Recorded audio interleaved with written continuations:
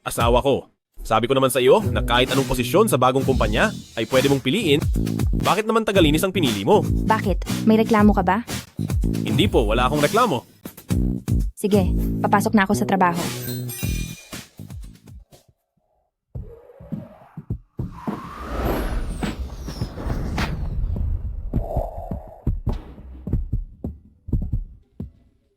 Asawa ko. Napakabuti mo talaga sa akin. Huwag mo akong idaan sa ganyan. Kung hindi lang ako nangakong tutulungan kang alamin ang sitwasyon sa bagong kumpanya, ay hindi talaga ako makikialam sa mga usapin ng pamilya nyo. Mahal kong asawa. Ano man ang sa akin ay, sa iyo na rin lahat. Tigilan mo na ang pagiging masyadong malambing. Papasok na ako. Nga pala, wag mong babanggitin kahit kanino na nasa kumpanya mo ako. Makakaasa ka, aking asawa.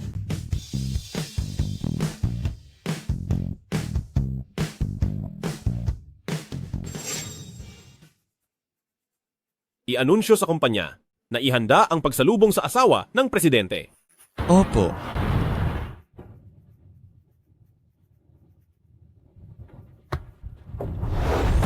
Tara na, pumunta tayo sa airport para sunduin ang matandang ginang sa pagbalik niya sa bansa.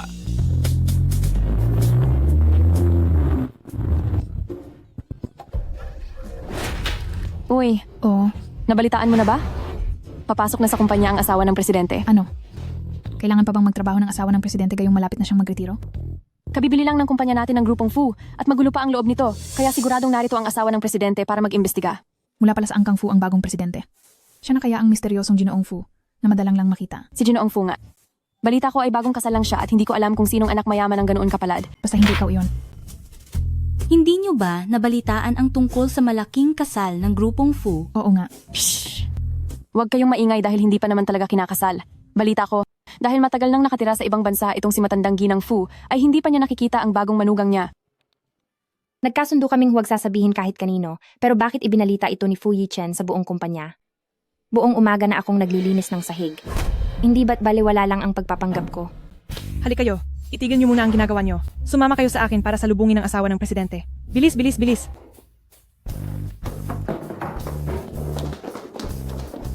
Nandito naman ako. Sino pa ba ang sasalubungin nila? Darating ba talaga ang asawa ng presidente? Siyempre darating siya. Uy, mag-mop ka doon sa banda roon. Ano bang ginagawa mo rito? At nakikiusyoso ka. Alis, alis na. Ang isang janitor ay wala talagang pakiramdam sa paligid.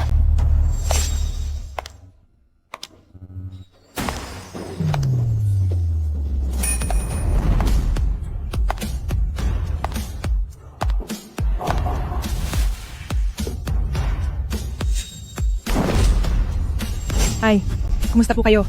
Sa wakas ay dumating din po kayo. Ako po si Xiangrong. Sila po ang mga kasamahan natin sa grupo. Ay, kumusta po kayo? Hello sa inyong lahat. Ako ang bagong specialist na si Yan Wen na. Ha? Bakit parang pamilyar siya? Madam, hindi nyo na kailangan magpakumbaba ng ganyan. Kalat na po ang balita tungkol sa pagpapakasal ni Presidente Fu. Alam naming lahat na kayo ang asawa ng presidente. Presidente Fu. Asawa. Siya ang asawa ng presidente. Hali kayo, hali kayo. Maligayang pagdating po sa kumpanya, madam, para gabayan ang aming trabaho. Napakagalang ng mga taong ito sa akin.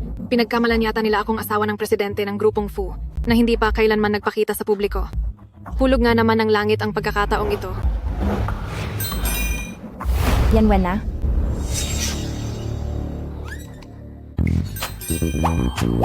Sino ka? Ako ito, si Mo Chichi. Magkaklase tayo noong high school. Ang liit nga naman ng mundo.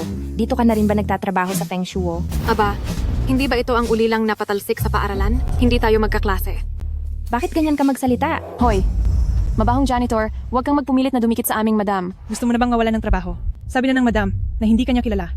Kaya huwag kang sumasabay sa kasikatan niya. Lumayas ka na. Alis na. Madam, dahil unang araw niyo rito, ipapasyal ko kayo para maging pamilyar sa paligid. Tuloy po tayo. Sige po. Alis, alis, alis. Madam, dahan-dahan lang po. Isang huwad na asawa ng presidente, isang grupo ng mga sipsip na empleyado. Sa kumpanyang ito na puno ng kabulukan, tama lang na pumunta ako rito para mag-imbestiga. Dahil dito, ipapakita ko ang galing ko para linisin ang kalat para kay Yichen. At pati na rin ang impostor na ito.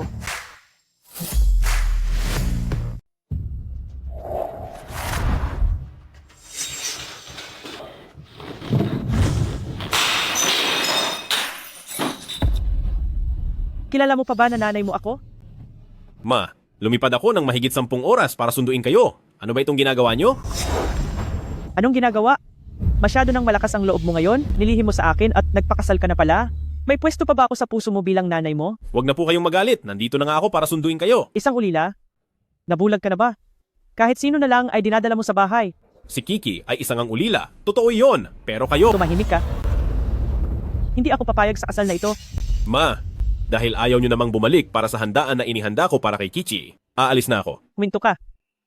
Mababa ang pinagmulan ng babaeng iyon at sa ating angkang fu ay hindi siya nababagay. Ano kaya ang mahihita niya sa pagpapakasal sa iyo? Nararamdaman nyo ba na lahat ng babaeng lumalapit sa akin ay may masamang hangarin? Kung ano ang nasa isip ng mga babaeng iyon, hindi mo ba alam sa sarili mo? Ginagawa ko lang ang lahat para sa ikabubuti mo. At ngayon ay ako pa ang sinisisi mo. Gusto mo umalis? Huli na. Huli na?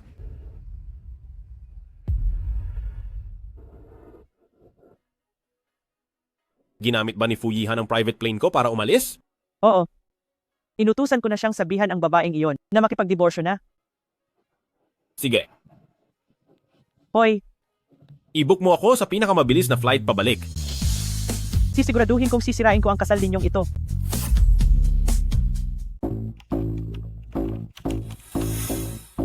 Isang presidente na hindi kailanman nagpakita ng mukha.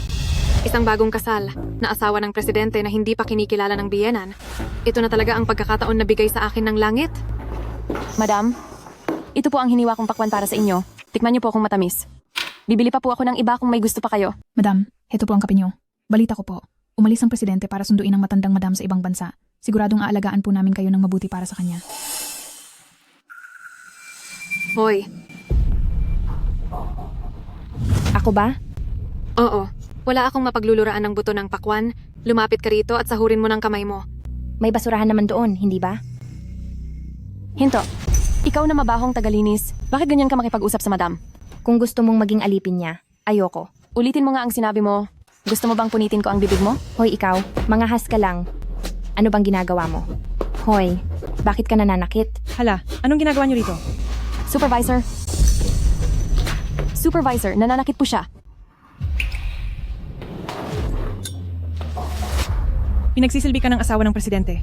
Dapat magpasalamat ka dahil pinansin ka niya. Humingi ka agad ng tawad sa madam. Humingi ka ng tawad. Paano kayo nakakasiguro na siya talaga ang asawa ng presidente? Sino pa ba? Maniniwala ba kaming ikaw na tagalinis ng asawa ng presidente? Ang trabaho ko ay hindi dahilan para apihin niyo ako.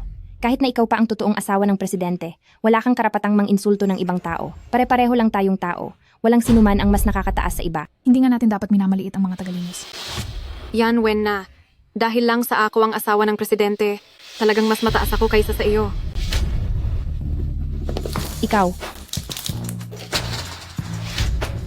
Lumuhod ka. Linisin mo ito ng maayos. sobrang walang katuwiran. Hoy, may gana ka pang sumagot sa madam? Linisin mo na to agad.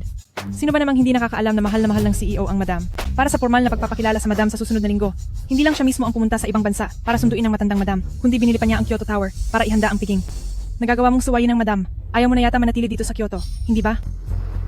Talaga? Ganoon pala kamahal ng CEO ang madam. Nakakainggit naman talaga. Kung ganoon, madam, isama mo kaming lahat. Sa piging para naman makakita kami ng marangyang buhay. Ikaw na peke, titingnan ko lang kung may lakas ka ng loob na pumayag. Sa piging ng madam, hindi ba't ang mga mayayaman at sikat lang ang nandoon? Hindi tayo nararapat pumunta sa ganoong lugar. Sa piging na ito, ang matagal nang naninirahan sa ibang bansa na si pangalawang batang Amo Fu ay darating din. Kapag nagustuhan ka niya, aangat din ang ating katayuan na parang isang prinsesa. Wala kang pakialam sa mga ginagawa ng madam. Madam, kung magsasama ka ng ilang tao sa piging, siguradong papayag ang CEO. Mahal na mahal ng CEO ang madam. Kung magsasama ng ilang tao sa piging na ito, ay wala namang problema siguro, di ba? Tama ba? Oo nga, madam. Napakaliit na bagay lang nito. Siguradong magagawa iyan ng madam.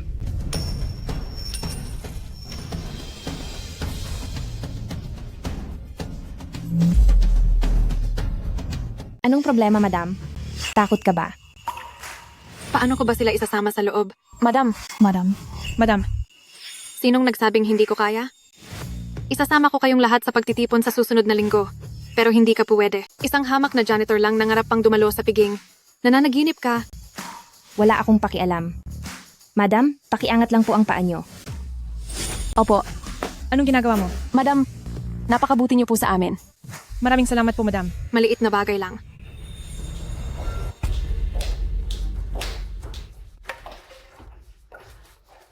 Nasaan na ang gamit?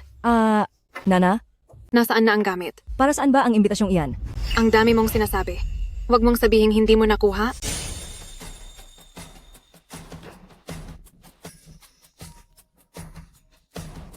Bayaw, handa na ang lahat para sa piging ng pasasalamat. Pupunta na muna ako roon para tingnan ang lahat.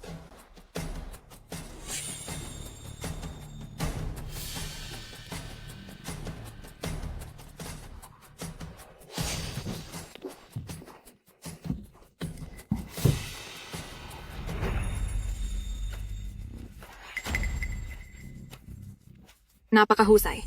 Dahil sa imbitasyong ito, maitutuloy ko na ang pagiging asawa ng CEO. Asawa ng CEO? Nana, paanong naging asawa ka ng CEO? Akala ng mga tanga sa kumpanya, ako ang asawa ng CEO.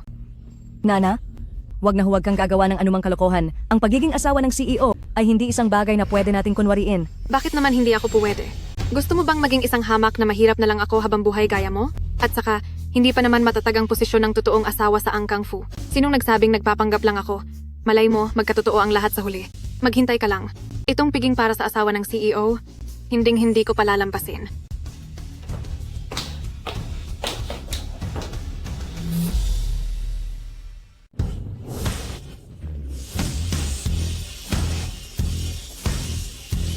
Ma, narito na ako sa loob ng bansa.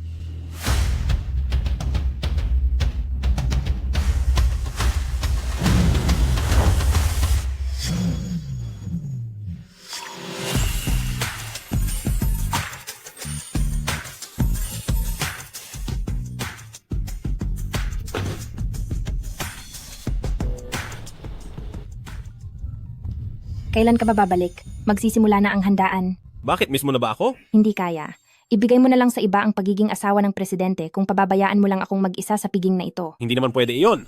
Ikaw lang ang pwedeng maging asawa ko. Hintayin mo ako, mahal, malapit na ako. Napakabulaklak mong magsalita. Ay, Ay, oo nga pala. Ang tungkol sa kapatid ko ay ikaw na mabahong tagalinis. Sino ang nagbigay sa iyo ng lakas ng loob na pumunta sa ganitong lugar? At sino naman ang nagbigay sa iyo ng lakas ng loob na manakit ng tao sa ganitong lugar? Ano naman kung saktan kita? Ngayon ay ang piging ng pasasalamat na inihanda ng grupong Fu para sa kanyang asawa. Lahat tayo rito ay nagmula sa mga kilalang pamilya, hindi ba? Isang hamak na tagalinis na gaya mo. Karapat dapat ba sa lugar na ito? Mo, Chichi, talagang wala kang hiyang babae ka? Isang mabahong tagalinis, nagawa mo pang humabol hanggang dito. Nakasuot ka lang ng mga pekeng gamit, nagpapanggap ka pa bilang isang mayamang dalaga. Sayang naman, kahit lagyan mo pa ang sarili mo ng mga balahibo ng manok, hindi ka pa rin magmumukhang phoenix. Oh, nagpapanggap ka bang asawa ng presidente para mag-imbestiga ng palihim? Tingin mo ba sa amin ay mga tanga? Pero alam mo, maganda naman ang mukha mo.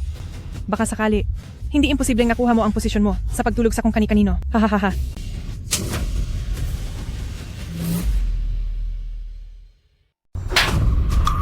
Manager, ayos ka lang ba? Mokichi, napakalakas ng loob mo. Bakit? Gusto mo rin bang masaktan? Kapag may nakakilala sa atin, ay magkakaproblema. Hayaan mo na, pumasok na tayo. Total wala naman siyang imbitasyon, hindi rin siya makakapasok. Madam, Kenru, pinapatinginan na tayo ng mga tao. Bakit? Lugar ito ng grupong Fu. Ang madam natin ang pinakamakapangyarihan dito. Ano bang tinitingin-tingin nila? Pumasok na muna tayo. Bruha, humanda ka sa akin.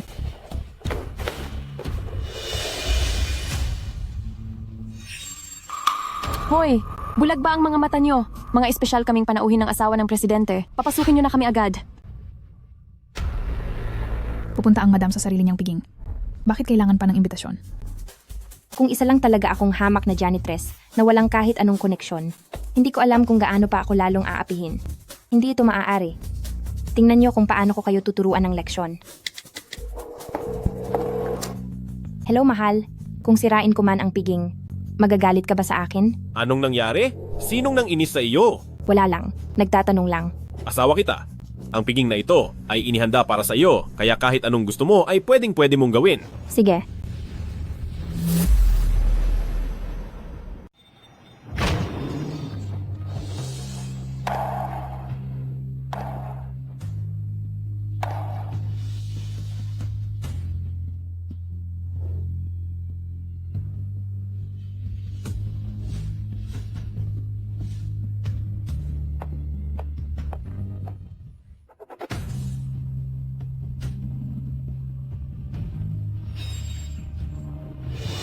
Sino siya? Hindi ko alam. Pero sa aura niya, mukhang anak siya ng isang tanyag na pamilya sa Kyoto. Kilala ko ang lahat ng mga dalaga mula sa tanyag na pamilya sa Kyoto. Ngunit ang nag-iisang anak ng pinakamayamang tao lang ang hindi ko pa nakikita. Ibig bang sabihin siya ay ang anak ng pinakamayamang tao? Anong kalokohang anak ng pinakamayamang tao? Isa lang siyang mabahong tagalinis. Sino naman kayo? Hindi mo ba siya kilala? Siya ang batang asawa ng grupong Fu. Ang piging na ito ng pasasalamat ay espesyal na inorganisa para sa kanya. May bahay ni Presidente Fu.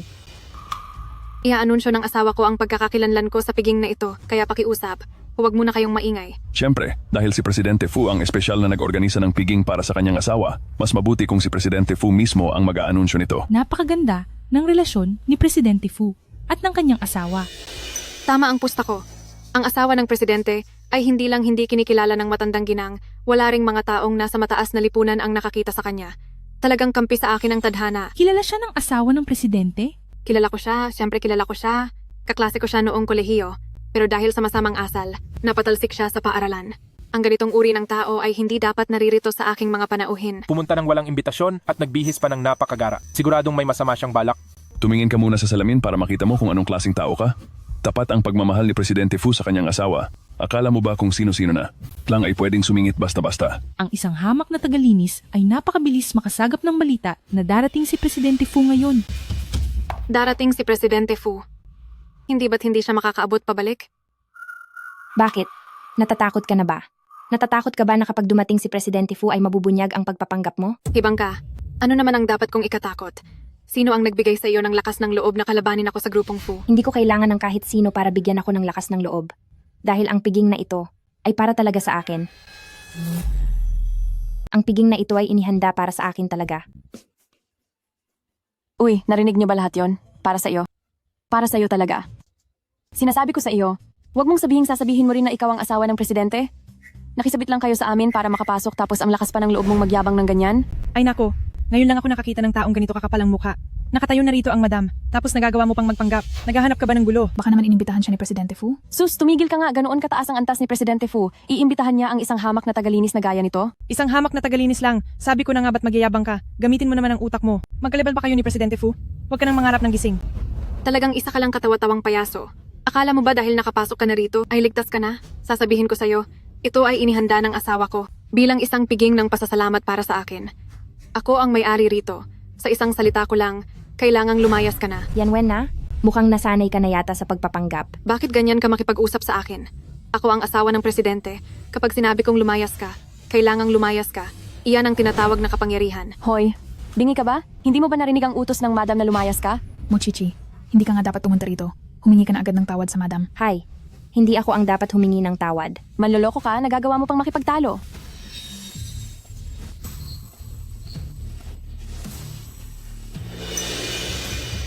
Bakit ka pa umiinom? Hindi mo ba narinig ang utos ng madam? Ngayon ang piging ng pasasalamat ng grupong Fu, nagtipon dito ang lahat ng mga kilalang tao. At mayroon talagang naglakas loob na pumasok dito ng may masamang balak, gwardya. Dakpin niyo na ang manlolokong ito at palayasin agad.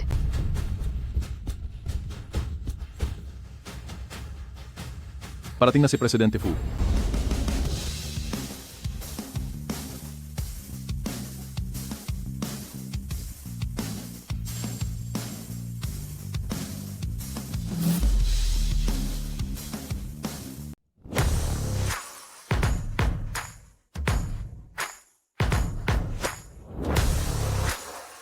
Ay, hindi ito si Yi-chan.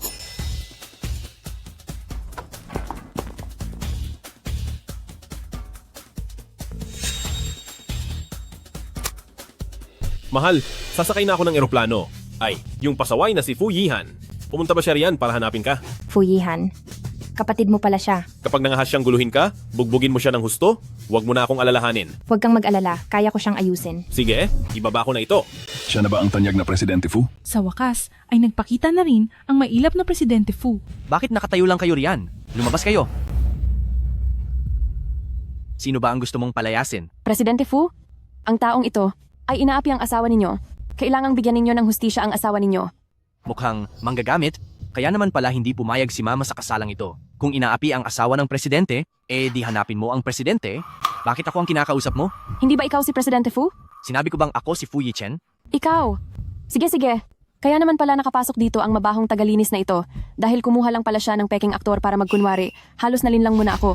Napakayabang mo naman talagang tao. Para lang magpasikat sa piging na ito, ay naghanap ka pa ng aktor para umarte. Para kang langaw na tumuntong sa kalabaw. Nagmamarunong ka lang. Bakit ka tumatawa? Ano ang nakakatawa? Tinatawanan ko kayong dalawa dahil napakatanga ninyo. Hindi ninyo alam na ginagawa na kayong tuta ng iba nang walang kabayaran. Sino ang tinatawag mong aso? Ikaw? Sa tingin ko ay napakabait lang ng asawa, kaya hinayaan kang manatili rito. Pero kapag dumating na ang totoong Presidente Fu, titingnan ko kung anong mangyayari sa iyo. Talaga? Kung ganoon ay pakiusapan ninyo itong marangal na asawa ng presidente sa tabi ninyo na palabasin si Presidente Fu. Kahit dumating pa si Presidente Fu, ay kakampi pa rin siya sa akin. Ano naman ang kinalaman niyan sa isang tagalinis na katulad mo? Kumuha ka pa talaga ng aktor para lang magpanggap. Aktor? Hindi ka ba nagtataka kung sino ako? Hindi ka naman si Presidente Fu? Karapat-dapat ka bang tanungin ko? Bakit?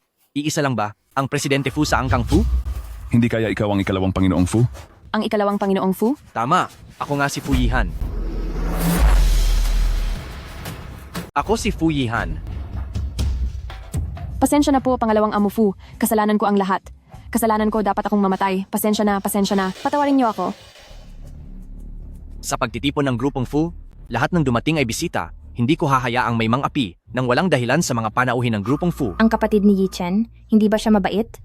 Yi Chen, bakit siya nag-aalala na gagawan ako nito ng gulo? Mukhang sobra lang ang pag-aalala niya. Binibini, ako, si Fu Yihan, ay humihingi ng paumanhin sa iyo sa ngalan ng grupong Fu. Hindi niya ako kilala. Hindi pa ba ako naipakilala ni Yi Chen sa kanya? Kaya naman pala, hindi rin niya nakilala ang totoong asawa ng presidente. Ay naku, isang malaking pagkakamali lang ang lahat. Kasalanan ito ni Yi Chen dahil hindi niya tayo agad na ipakilala sa isa't isa. Sa madaling salita, kailangan ko pang sisihin ang kuya ko? Yi Chen, tinatawag mo siya ng ganyan kapamilyar. Kilala ka ba niya? Kasalanan ng babaeng ito. Pangalawang amo, tagalinis lang siya sa grupong Fu. Lagi niya kaming kinakalaban ng aming ginang, kaya hindi ako nakapagpigil. Wala akong balak kalabanin ang kung sinumang peking ginang na yan. Kayo itong ayaw akong tantanan. Pangalawang amo, makinig po kayo. At bago pa man kayo dumating, ang babaeng ito, sinubukan pa niyang landiin si Presidente Fu. Oh, talaga? Huwag kang magpapaloko sa ganyang klaseng babae. Tapat ako kay Yi Chen. Naniniwala akong ganoon din siya sa akin. At hindi niya hahayaang magtagumpay ang ganitong babae. Bago ako bumalik, gusto ko sanang suportahan ang magiging asawa ng kuya ko, pero ngayong nakikita ko na, ang itsurang ito, siguradong hindi makakalusot sa nanay ko. Hintayin na lang niyang maturuan ang leksyon ng nanay ko. Ako, manonood na lang sa gilid. Dahil sa mukha ng kuya ko ngayon, hindi na kita papatulan. Sa susunod, bawasan mo ang paggawa ng mga kahiyahiyang bagay na kakahiya sa aming Angkang Fu. Ha? Bakit tinanggap niya si Yan Wen na bilang asawa ng kapatid niya? Talagang naging asawa na ako ng presidente.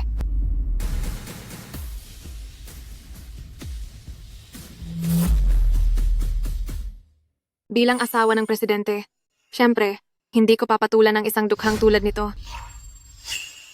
Hindi ka na ba masaya niyan?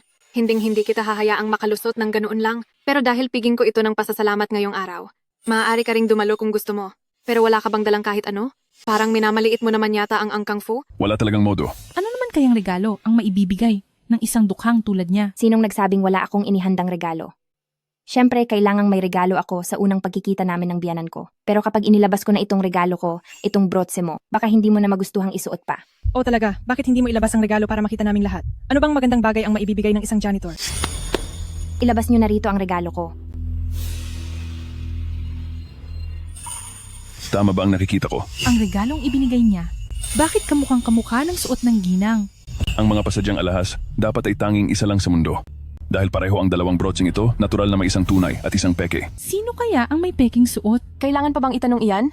Sigurado, nasa maliit na janitor na ito ang peke. Itong brotse ko ay simbolo ng pagmamahalan na ibinigay sa akin ni Yi Chen. Ang pagsasabing peke ito ay isang pagpahiya sa Angkang Fu. Ang mamahaling gamit na ito ay personal na ginawa ni Master Xia Chan. Kapag sinabi mong peke ito, ay para mo na ring hinarap sa kahihiyan si Master Xia Chan. Ano? Ginawa mismo ni Master Xia Chan?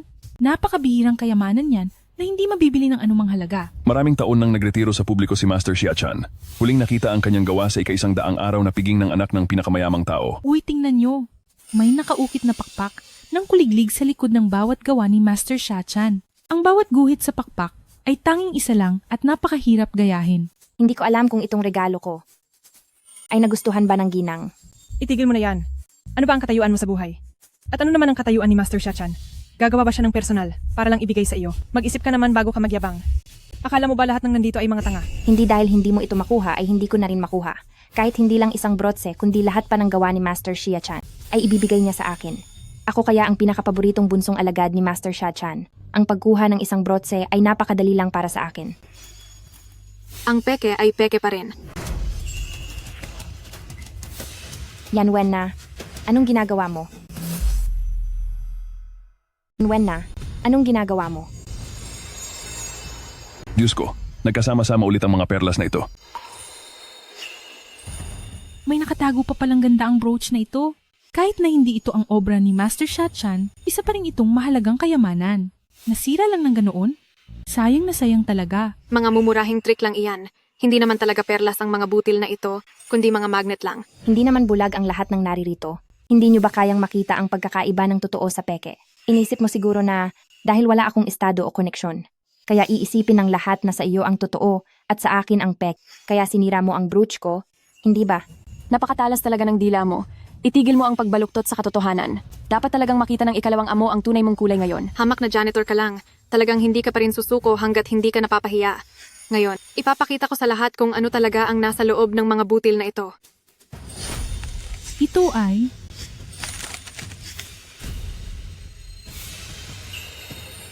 Ito ang perlas ng bihay. Diyos ko, totoo nga.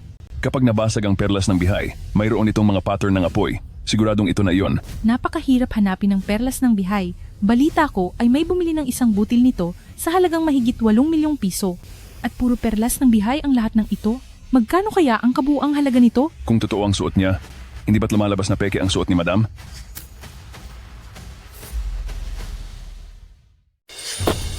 Anong Blue Sea Pearl?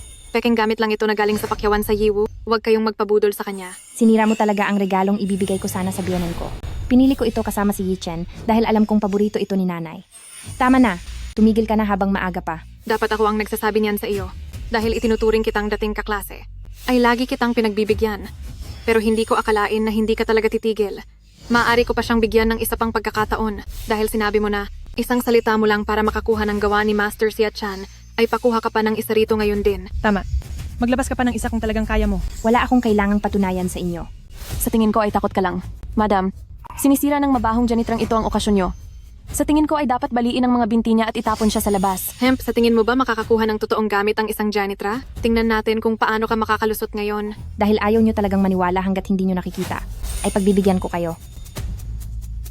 Magpadala ng isang mamahaling brooch sa Fu Family Appreciation Banquet sa loob ng 1 minuto. Mamahaling brooch pa talaga? Sino ka ba sa akala mo? Estudyante ka ba ni Master Xia-chan? Huy, Kianru. Hindi naman niya sinabi kanina na gawa ito ni Master Xia-chan. Baka naman. Mula lang iyan sa mga tinda sa tabi-tabi. Hahaha. Akala mo ba talaga interesado kami sa mga mumurahin mong gamit? Wala akong oras makipaglaro sa iyo. Ano pang hinihintay nyo? Ayaw na siyang kausapin ni Madam kaya palayasin nyo na siya agad. Siguro ay mas mabuting umalis ka na lang agad. Huwag kang magmadali. Hindi pa sigurado kung sino ang aalis. Nandito na si Master Xia-chan.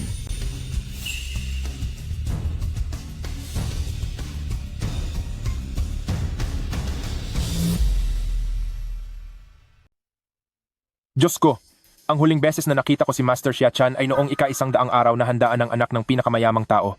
Hindi ko akalaing makikita ko pa ulit si Master Xia-chan sa buhay na ito. Si Master Xia-chan ba talaga ito? Ang maliit na cleaner na ito.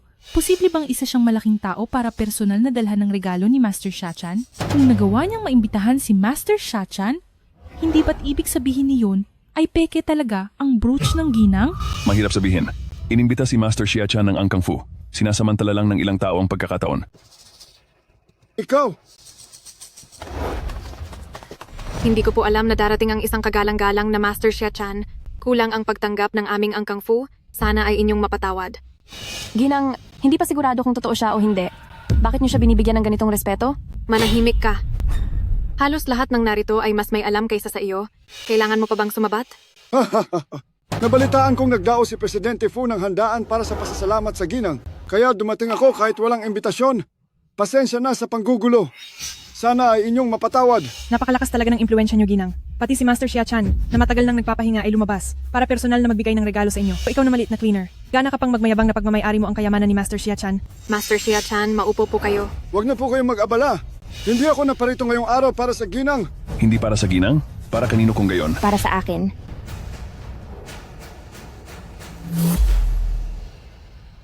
Para sa iyo, hahaha.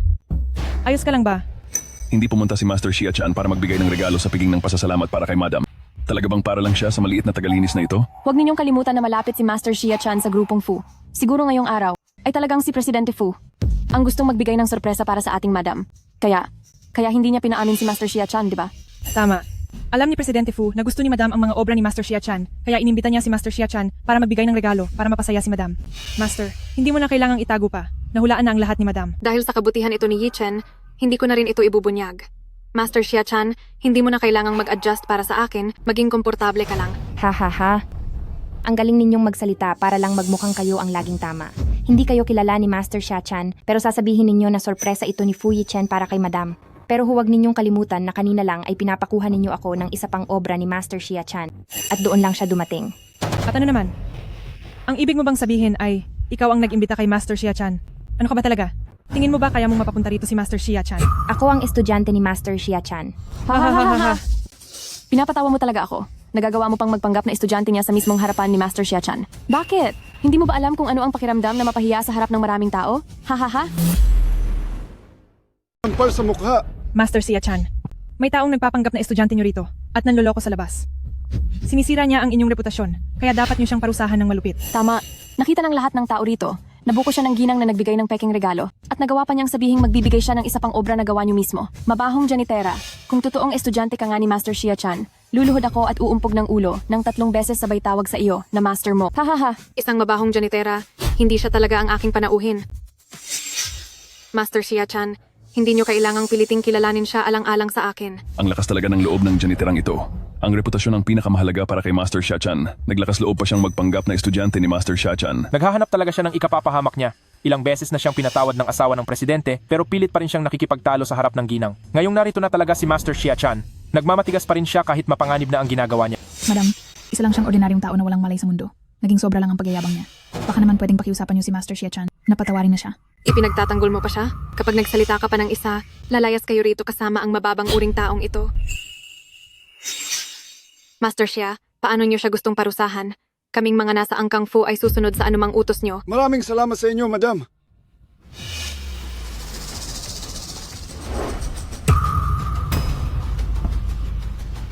Mahal kong estudyante, dinala mo ba ang aking obra para lang ibigay sa mga taong ito? Ano?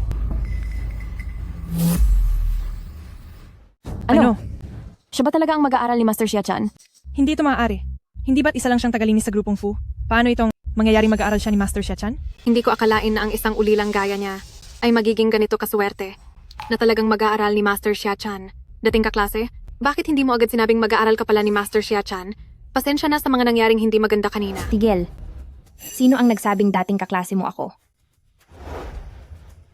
Hindi ba't sabi niyo ay papapahiyain niyo ako? Ngayong nakuha ko na ito, ano na ang gagawin ninyo? Sino ang nagsabing dapat akong parusahan ng matindi? At sino ang nagsabing luluhod at kakatok ang ulo sa sahig ng 3 beses? Ikaw, anong mayroon sa akin? Hindi ba't kayo ang nagsabi niyan? Chichi, parang hindi naman tayo magkakilala niyan sa sinasabi mo. Magkaibigan sina Yi-chen at Master Xia, kaya maituturing din tayong magkaibigan. Dahil sa mga hindi pagkakaunawaan kanina, huwag mo na sana itong dibdibin.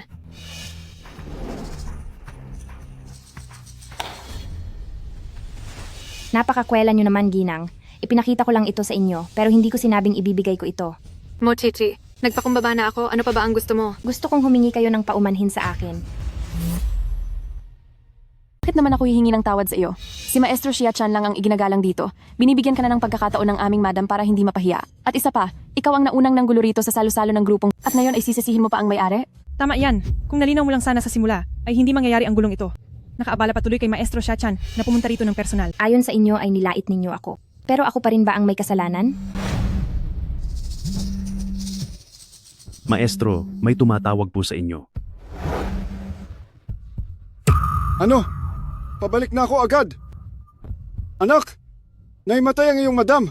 Kailangan ko nang bumalik agad doon. Maestro, unahin niyo po ang kalagayan ni Madam.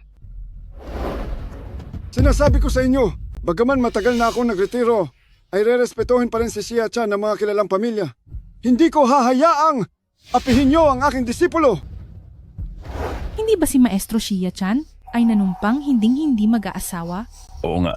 Hindi ba ang tanyag na obra ni Maestro Xia-chan ay para sa alaala ng kaniyang pumanaw na kasintahan? Teka, sigurado ka bang tama ang nakita mo? Siya ba talaga si Maestro Shachan? Mahigit 20 taon na ang nakalipas. Kaya hindi ko na rin masyadong maalala. Sinasabi ko na nga ba, paano namang makikilala ng isang hampas lupang tulad mo si Maestro Shachan? Niloloko mo na naman kami. Ang lakas ng loob mong lokohin kami. Ikaw na mabahong tagalinis.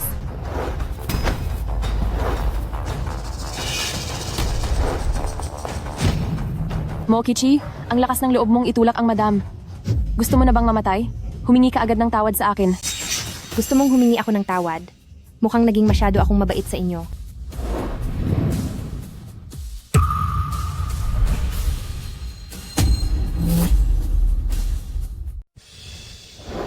Bitawan mo ang kamay ko.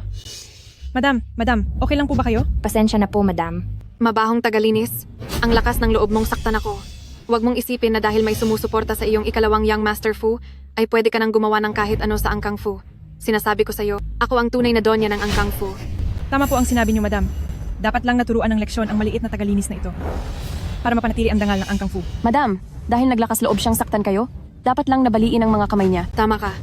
Tao, igapos niyo ang hayop na ito. Baliin ang kanyang mga kamay at paa at itapon siya sa squatter. Bilis!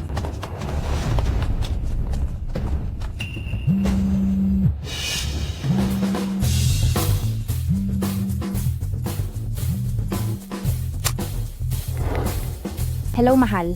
Nandito na ako.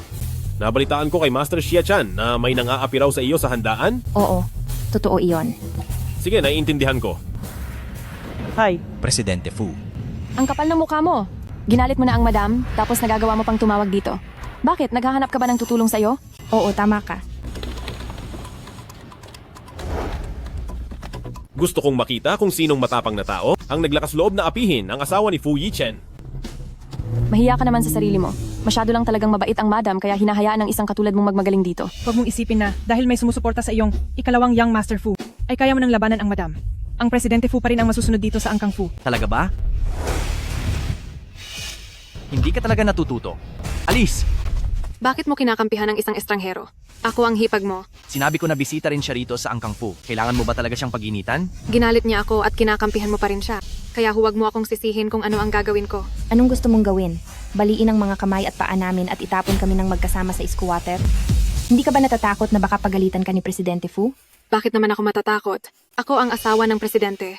Habang ikaw ay isang hamak na babae lang na walang kahit anong titulo. Wala ba akong karapatang palayasin ka? Tao, palayasin niyo siya. Narito na ang Presidente Fu.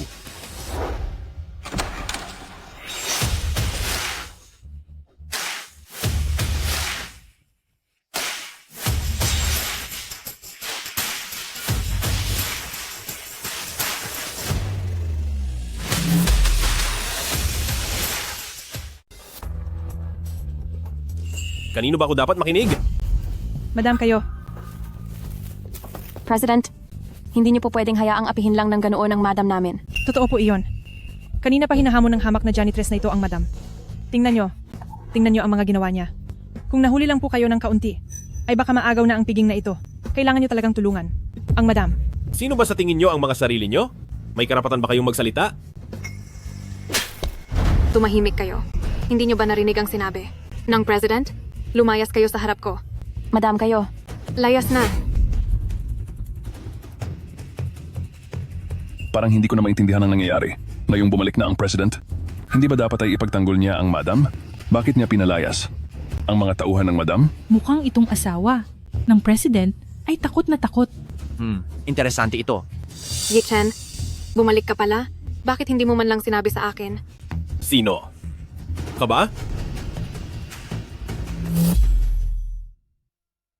Hindi ba siya ang asawa ng presidente?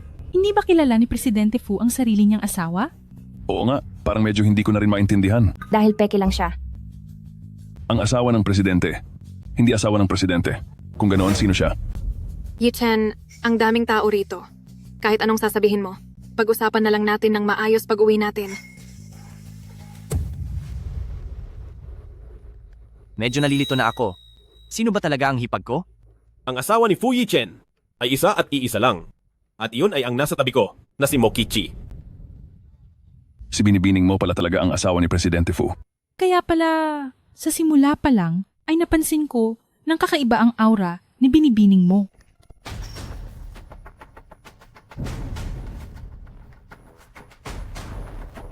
Sinong nagsabi na siya ang asawa ng presidente?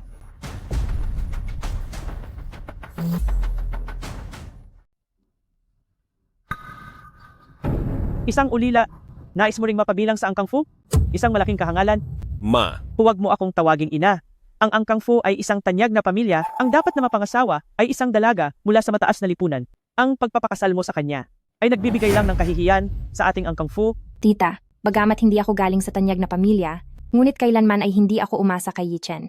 May trabaho ako, kaya kong buhayin ang sarili ko. Paano ako naging kahihiyan sa Angkang Fu? Napakatalas talaga ng iyong dila. Sinasabi ko sa iyo, hindi ko kinikilala ang kasal ninyo. Mag-divorce na kayo agad. hindi maaari. Kuya, ano ba naman yan? Huwag mo nang galitin si mama. Anong tinitingin-tingin mo? Wala ka talagang modo. Pasensya na po, madam. Hindi ko po sinasadya. Ang pulseras na ito, bakit parang familiar sa akin? Sa Beijing, kaninong pamilya kaya ang tatak na ito? Ang pagpapakasal sa isang heredera, ang tanging makakatulong sa ating Angkang Fu. Fu Yi Chen, kung gusto mong magpakasal, hindi kita pipigilan, pero ang dapat mong pakasalan ay isang dalaga mula sa tanyag na pamilya.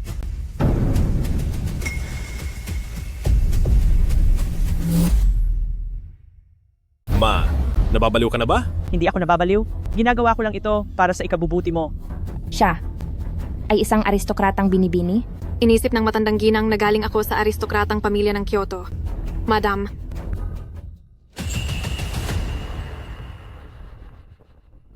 Bakit nasa iyo ang pulseras ng aking ina? anong pulseras?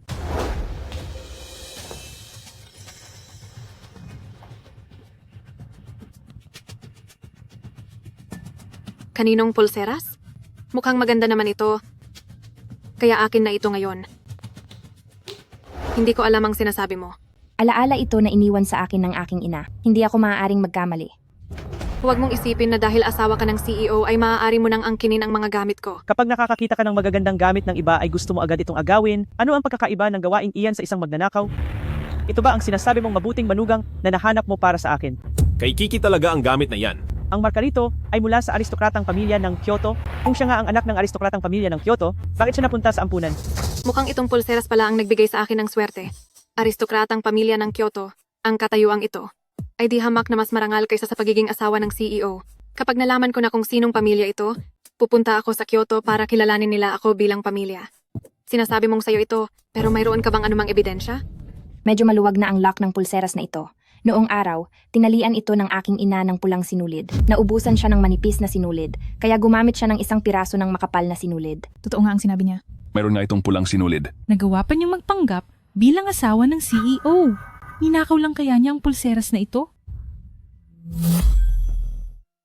Sinasabi mo lang na sa iyo iyan dahil gusto mo. Mayroon ka bang testamento o anumang ebidensya? Ang nanay ko mismo ang nagsuot nito sa kamay ko bago siya pumanaw. Paano naman magkakaroon ng testamento? Hindi mo mailabas, di ba? Siyempre, hindi mo mailabas dahil ito ay sa akin talaga mula sa simula. Isa siyang sinungaling. Tingnan nyo. Anong klaseng gulo ito? Nakakita lang ng magandang gamit ng iba, inaangkin na agad. Ngayon lang ako nakakita ng ganitong klaseng taong napakakapal ng mukha. Nagawa mo pa siyang pakasalan at dalhin dito sa bahay. Yan Wen na, paano mo nagagawang magsinungaling sa harap ng maraming tao? Hindi ka ba natatakot na ilantad ko ang mga kasinungalingan mo? Takot ako. Siyempre takot ako. Pero, mayroon ka bang mailalabas na ebidensya? Nag-iiskandalo ka lang dito. Chiki, maraming pulseras na magkakamukha. Baka nagkamali ka lang ng tingin? Hindi siya nagkakamali. Gusto niya lang talagang agawin ang gamit ko at gagamitin ang impluensya ng Angkang Fu para hindi ako makapagsalita. Ang galing mo talagang magkalkula para sa sarili mo. Sa akin talaga ang bagay na ito. Ibalik mo sa akin. Tumahimik kayong lahat. Manahimik ka nga, hindi ka pa ba sapat na napahiya? Mochichi, napakasakim mo talaga. Hindi mo lang inagaw si Yi Chen. Gusto mo ring agawin ang pagkakakilanlan ko bilang panganay na anak ng angkan ng Kyoto. Huwag mong isiping dahil naging asawa ka ng presidente ay maaari ka nang gumawa ng kahit anong gusto mo. Huwag kang masyadong lumabis. Sumasagot ka pa? Kung maglalakas loob ka pang sumagot, maniwala ka man o sa hindi, babaliin ko ito. Hahayaan ko na lang ba talaga na makitang kinuha ni Yan Wen na ang huling alaala ng aking ina?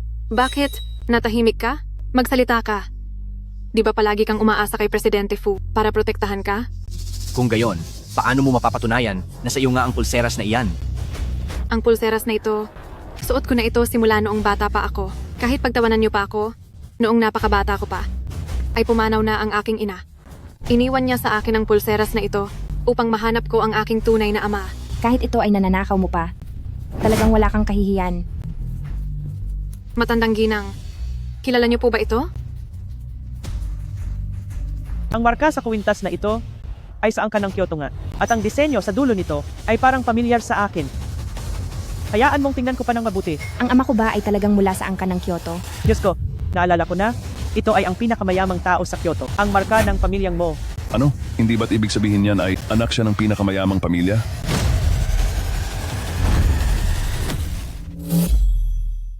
Ay, naalala ko na, nawala ang anak ng pamilya mo pagkatapos ng handaan ng ika-100 araw at hanggang ngayon ay hindi pa rin nahahanap. Bilisan mo, kontakin mo ang pinakamayamang tao na si Mo.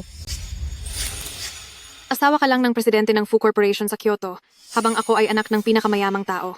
Sa isang salita ko lang, kailangan mong lumaya sa handaang ito nang walang kaimik-imik, kahit na ang handaang ito inihanda para sa iyo. Maaari mong maloko ang iba, pero hindi mo ako maloloko. Ang peke ay mananatiling peke kailanman. Ibalik mo sa akin ang pulseras ko. Sa akin ang pulseras na ito, at walang makakaagaw nito. Hoy kuya, baka sabihin nilang pinagtutulungan natin sila kapag nakialam tayo sa away ng mga babae. Kayong mga walang silbi. Ang baliw na babaeng ito ay walang galang sa anak ng pinakamayamang tao. Bakit hindi niyo pa siya ilayo rito?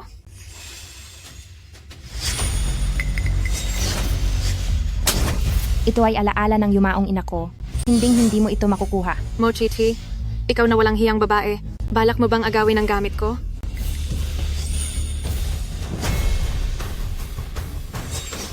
Sino ang nangangahas na umagaw sa pag-aari ng pamilya mo? Sino ang may lakas ng loob na umagaw sa mga pag-aari ng angkang mo? Pinakamayamang mo. Pa, inagaw niya ang pulseras ko at binubuli pa ako. Ibigay mo sa akin ang gamit. Akin ito. Maaari ko bang makita? Malalaman kaya niya ang tunay kong pagkatao. Mag-ingat ka. Huwag mong sisirain.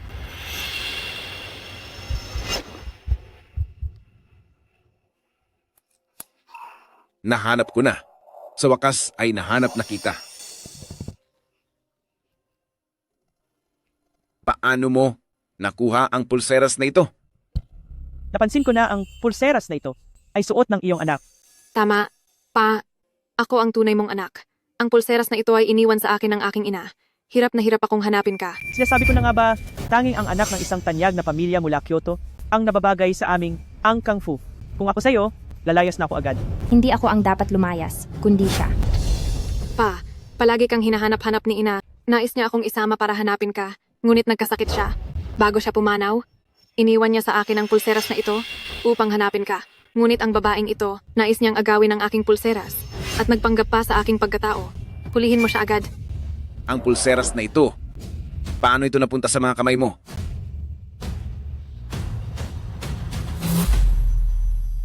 Pa, ano po ang sinasabi niyo? Hindi ko po maintindihan eh. Akin naman talaga ang pulseras na ito eh. Nabuking din ang pagsisinungaling mo. Ang taong pinakakinamumuhian ng nanay ko sa buong buhay niya ay ang tatay ko. Sabi niya hindi siya tutapak sa loob ng pamilya mo, kahit mamatay pa siya, kaya paano niya posibleng hanapin siya? Nay, ito ba talaga ang lalaking nagbigay sa iyo ng pagmamahal at sakit? Noong pumanaw ang nanay ko, paulit-ulit niyang binabanggit ang pangalan mo. Alam kong mahal ka pa rin niya, pero hindi kita mapapatawad. Ginoong mo, huwag po kayong magpapalinlang sa kanya. Napakatuso ng babaeng ito. Magaling siyang mambola para manlinlang. Pati ang anak ko ay nalinlang niya. Tama.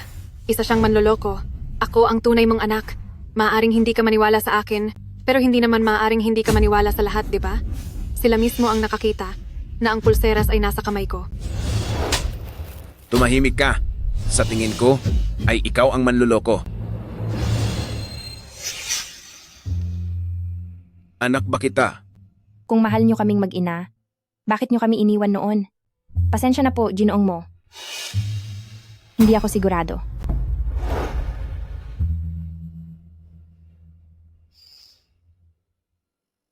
Masyado lang akong nagmamadali.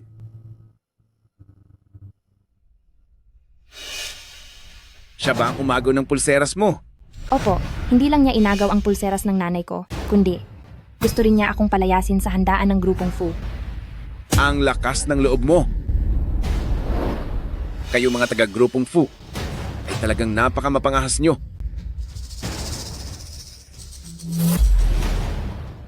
Pinakamayamang mo, ito ay piging ng pasasalamat ng grupong Fu. Kailangan mo naman kaming bigyan ng kahit kaunting respeto. Bakit? Bawal na ba akong magsalita? Huwag ninyong subukang apihin ang anak ko, kayong mga taga-angkang Fu. Tito mo, nagkakamali po kayo? Walang umaapi kay Kiki. Nagkakamali?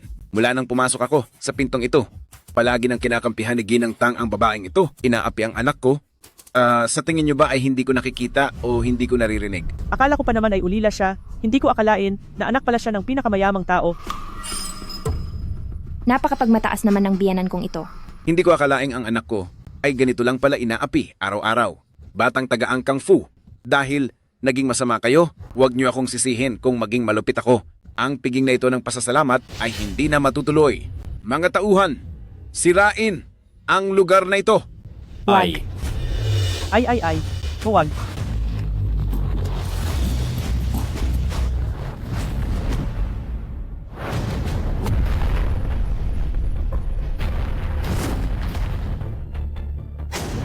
Ay.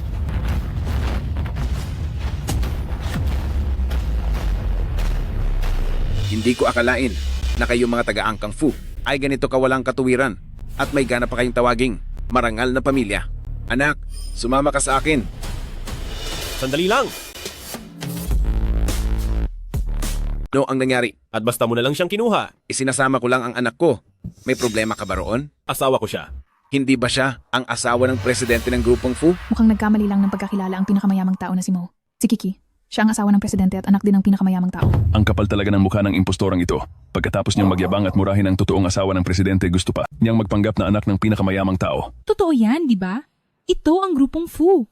Isang handaan ng pasasalamat na ginawa para talaga sa asawa ng presidente. Sinong mag-aakala na may maglalakas loob na magpanggap bilang asawa ng presidente? Ngayon lang ako nakakita ng ganito. Ninakaw niya ang pulseras ng asawa ng presidente at inagaw ang posisyon ng anak ng pinakamayamang tao. Ang ganitong klaseng walang hiyang tao ay muntik pang maloko si matandang Ginang Tang kanina. Hindi, wala akong ginawa. Wala akong ginawa. Kayo ang nagsabi ng lahat ng iyon. Kailanman ay hindi ko sinabi kung sino ako. Mga tauhan, ilabas niyo ang nagpapanggap na asawa ng presidente na ito. Hindi. Huwag. Huwag niyo akong hulihin. Huwag niyo akong hulihin. May alam akong sikreto niya, hindi niyo ba gustong malaman? Lakas pa ng loob mong magsinungaling. Ilayo siya. Sandali lang. Wala akong itinatago.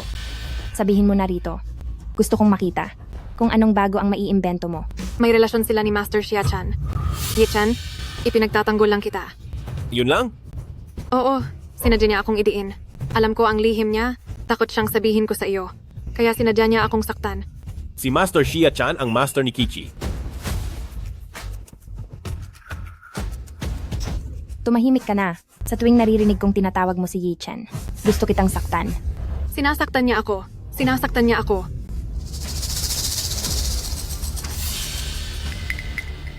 Talagang sasaktan kita dahil sa pagpapanggap mo bilang ako at sa pagpapakalat ng chismis tungkol sa akin. Yi-chan. Ilayo siya. Hindi, Yi-chan. Nagsasabi ako ng totoo. Pinagtataksilan ka niya. Hindi, Yi-chan. Niloloko ka na niya talaga. Masakit ba? Magtiwala ka sa akin? Yi-chan, bitawan mo ako. Anak, sumama ka na sa akin. Papa, anong ginagawa mo rito? Kanina ka pa namin hinahanap ni Lola. Ito ba talaga ang paborito mong anak? G, Mo, salamat sa pagdalo sa aking pasasalamat na salusalo. Ang anak nyo ay hinahanap na kayo. Alam ko na may galit ka sa akin, pero maari mo ba akong bigyan ng pagkakataong makabawi? Makabawi? Paano mo balak bumawi? Wala na akong ina ngayon. Mabibigyan mo ba ako muli ng isang ina? Oo, naging masyado akong mahina noon, kaya nagdusa kayong mag-ina. Pero sumusumpa ako na sa pagkakataong ito, hinding-hindi na ito mangyayari muli. Papa, wag po kayong masyadong magmadali. Hindi pa ito matatanggap ni ate sa ngayon. Oo, masyado lang akong nagmamadali. Maayos ang buhay ko ngayon. Umalis ka na. Chiki, basta't bumalik ka lang sa piling ni Papa, ang lahat ng mayroon ako ay ipapamana ko sa iyo. Ano bang pinagsasabi mo? Sino ba siya sa akala niya? Ma, siya ang anak ko. 20 taon na ang nakalipas nung pinalayas mo silang mag-ina. Ngayong araw, nahanap ko na rin sa wakas ang anak ko. Kahit ano pa ang sabihin mo ngayon, hindi na ako aatras. Hemp, anong anak mo? Ang tanging anak mo lang ay si Yunyun. Sinasabi ko sa iyo, hanggat buhay pa ako, huwag mong asahang makakatapak sa bahay na ito ang batang iyan. Aray, ang sakit ng puso ko. Ay, Lola. Huwag na po kayong magalit kay Papa. Wala naman akong nabalitaan na may isa pang anak ang pinakamayamang tao rito ah. Hindi mo ba alam na siya ang anak ng malayong pinsan ng pinakamayamang tao? Hanggang ngayon ay wala pang asawa ang pinsan na iyon. Bata pa lang ay dinala na rito ang anak niya para palakihin ni Ginang. Wang, kaya naman sa totoo lang, maliwanag na ang lahat. Kaya pala, Ang saya naman ng handaang ito ngayong araw. Punong-puno ng drama. Kung gusto ninyong mag-away, doon kayo sa inyo. Narito kayo sa Angkang Fu. Kahit hindi ako kasing yaman ng pinakamayamang tao, wala naman akong kakulangan sa buhay. Hindi nyo na kailangang magkunwari rito. Nagpunta pa kayo rito para lang gumawa ng eksena. Pagod na ako. Isasama na kita paalis. Walang galang. Hi. Hindi naman tayo malugod na tinatanggap dito, pero nagpipilit ka pa rin maging mabait sa kanila kahit ayaw nila sa iyo. Sandali lang. Pagkalipas ng 3 araw, magsasagawa ako ng isang handaan sa Villa ng Mo para sa pagkilala sa aking anak. Sa oras na yon, ipahahayag ko sa lahat na si Mo Kichi ang tunay kong anak. Ikaw ang magiging kaisa-isa kong tagapagmana. Babalik ka ba?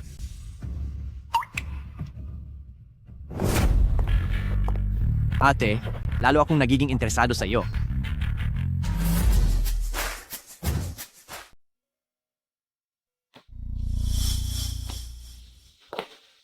Nag-iisip ka pa rin ba? Halika rito. Tingin mo ba dapat akong bumalik? Siyempre. Sa iyo naman talaga iyon. Bakit mo naman tatanggihan? Pero nakita mo naman, na baka may iba pa siyang anak sa labas. At saka hindi rin ako gusto ng nanay niya. Dapat ba talaga akong bumalik? Asawa ko, huwag mo nang pahirapan ang sarili mo dahil sa ibang tao. Ako, ang asawa mo, ay laging narito para suportahan ka. Siya nga pala. Mag-usap naman tayo. Tanghaling tapat, magpigil ka naman ng kaunti. Hindi ko kayang magpigil kahit kaunti. Ma, pwede bang kumatok muna bago pumasok sa kwarto ng iba? Kailangan ko pa bang kumatok para pumasok sa kwarto ng anak ko? Kaninong patakaran ba iyan? Hoy, ikaw, kailan ka ba? Babalik sa angkang mo para magpakilala? Ang pagiging anak ng pinakamayamang tao para itambal sa aming angkang fu ay pwede na rin. Ma, ano bang sinasabi mo? Bakit ka ba naninigaw? Nakakainis kayong dalawa tingnan.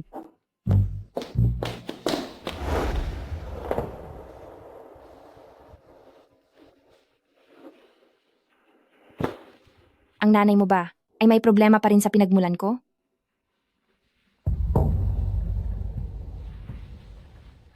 Tingin mo rin ba ay hindi ako karapat-dapat sa iyo? Mokichi, ano ang iniisip mo? Ang nanay mo ang nag-iisip niyan, hindi naman galing sa akin iyon. Kung ganoon, sa akin mo pa ba isisisi ito? O sige na, sige na, sige na, asawa ko. Ganito na lang. Pagdating sa nanay ko, ako na ang bahala sa kanya. Huwag ka nang magalit sa akin. Maliligo muna ako. Uy, maganda ngang maligo ka. Tama iyan, maligo ka na.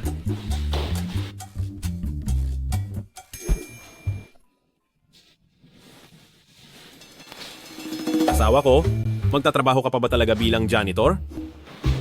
Bakit? Kailangan ba na tagapagmana ng pinakamayaman ang makakatuluyan ng inyong angkang fu? Hindi naman sa ganun, mahal ko. Ikaw naman, huwag mo na akong pagtripan. Maaari ba? Mahal na asawa? Ganito, bukas din, ay ipapaalam ko sa mga walang utang na loob na empleyadong iyon na huwag na silang pumasok sa kumpanya. Huwag. Mga tau-tauhan lang naman ang mga taong iyon. Siguradong mayroon pang sumusuporta sa kanila mula sa likuran. Kung gusto natin silang puksain ng tuluyan, ay huwag muna tayong gumawa ng anumang ingay. Kung ganoon, ano ang plano ng aking asawa?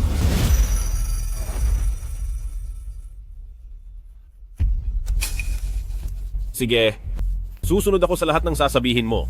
Magkita na lang tayo bukas sa seremonya ng paglulunsad ng proyekto. Sige. Uy, ano ang ginagawa mo? Bago pa man magpakitang gilas ang aking asawa bukas, ay magpakitang gilas muna tayong dalawa ngayon.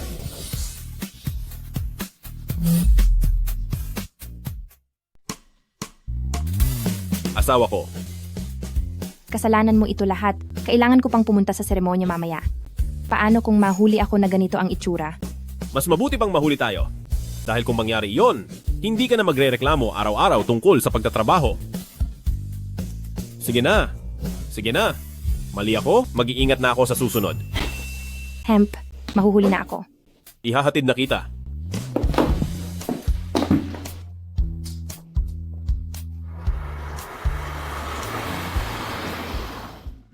Sandali lang asawa ko.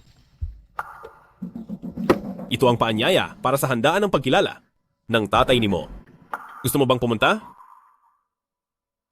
Bakit bigla mo? Siyang binanggit ng wala namang dahilan. Hindi ko pa alam ang gagawin ko. Kung ayaw mong pumunta, huwag kang pumunta. Ikaw talaga ang pinakamabuti kong asawa. Dahan-dahan lang. Amo, mukhang ang panganay na amo at ang misis ang nandoon. Ang kuya ko iyon at si Mo Chichi. Ayaw ko nang marinig na tinatawag mo siyang misis. Opo. Kung kanino siyang asawa, ay hindi pa natin natitiyak. Wow. Napakagara naman ng hotel na ito. Hindi nakapagtataka na pag-aari ito ng pinakamayamang pamilya. Madam, kung hindi dahil sa inyo, para sa seremonyang ito ngayong araw, hindi ko magagawang pumasok dito ng mag-isa. Oo nga. Nakikinabang lang tayong lahat sa impluwensya ni Madam.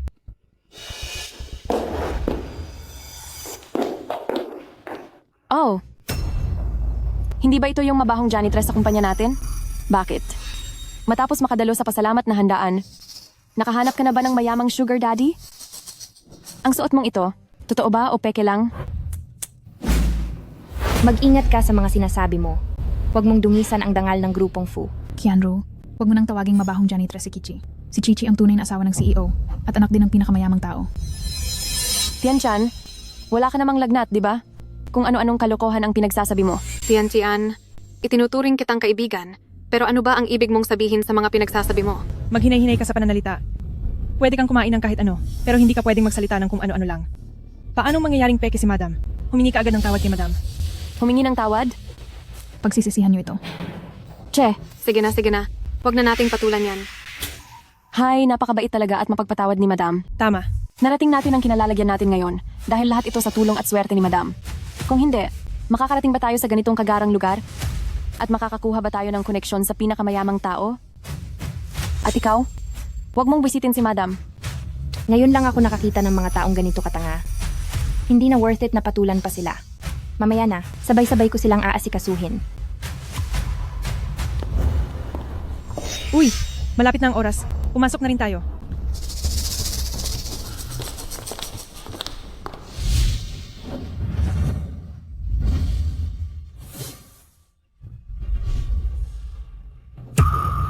Bakit pati siya ay nandito? Sa mismong seremonya?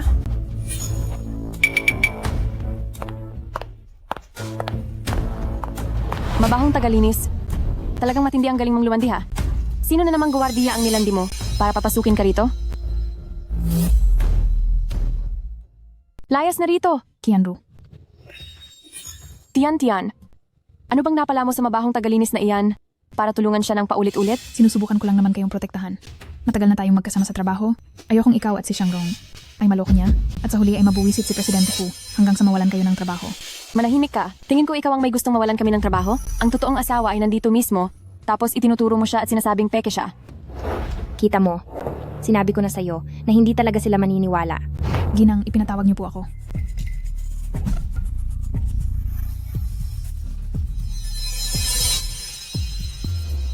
Naintindihan ko po, Ginang. Gagawin ko po ng maigi ang lahat. Huwag po kayong mag-alala. Kaya lang, bakit hindi niyo pa po sinasabi sa kanila ang totoo? Kung hindi natin sila bibigyan ng leksyon, hindi talaga sila maniniwala. Kung hindi ka naniniwala, pwede mong subukan. Tama po kayo, Ginang. Nagkamali ako na nakialam pa sa inyo. Mo, Chichi, ang galing mo talagang dumiskarte. Kumuha ka pa talaga ng sariling alipores. Ang totoo ay hindi kailanman magiging peke, at ang peke ay hindi magiging totoo. Hindi na magtatagal ang yabang mo. Ganoon ba? Iyan mismo ang gusto kong sabihin sa iyo. Bakit parang kampanteng-kampante pa rin siya?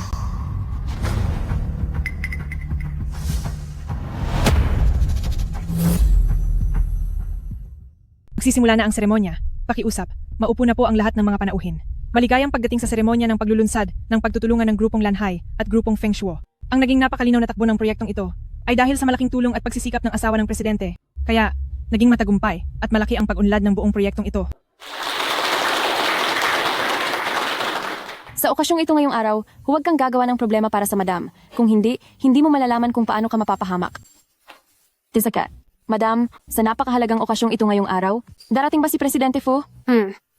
Abala siya kaya malamang ay hindi siya darating. Bakit ko ba nakalimutan si Presidente Fu? Kapag bigla siyang dumating, baka mabuko na ako nito.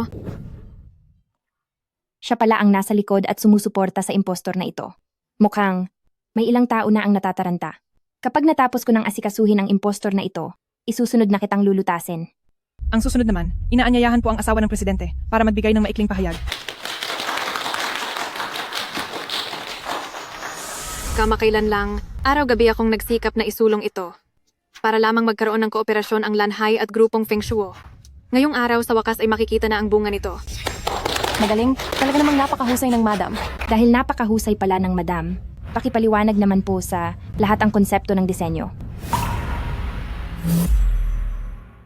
Nakagaling ni Ginang, kaya naman paki-eksplika. Sa lahat ang konsepto ng disenyo. Tumahimik ka. Ipapaliwanag ni Ginang ang konsepto ng disenyo.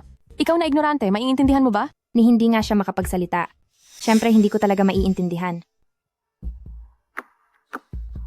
Dahil binanggit mo iyan, ipapaliwanag ko na ito sa inyong lahat.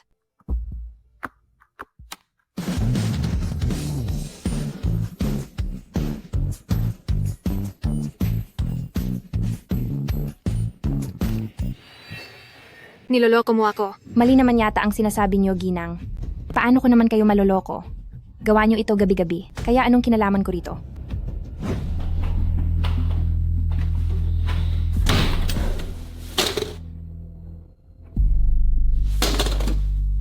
Gusto mo pa akong linlangin?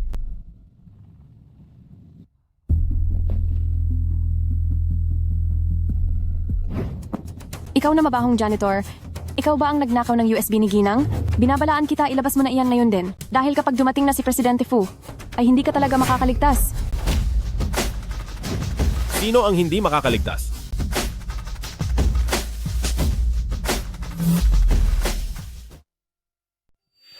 Madam, nandito si Presidente Fu para suportahan kayo.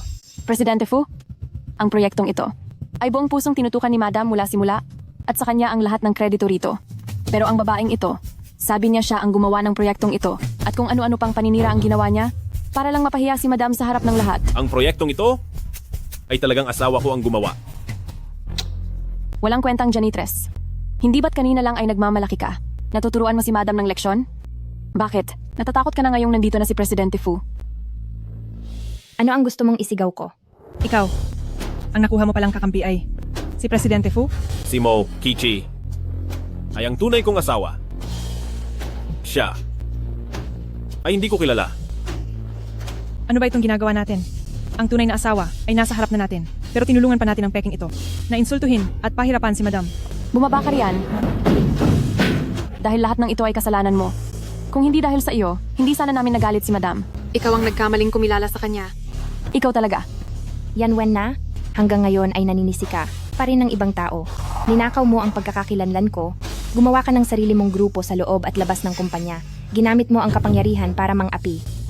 At sinubukan mo pang angkinin ang kredito sa seremonya na naging dahilan ng gulo sa buong kumpanya. Ngayong araw, ay oras na para tapusin ang lahat.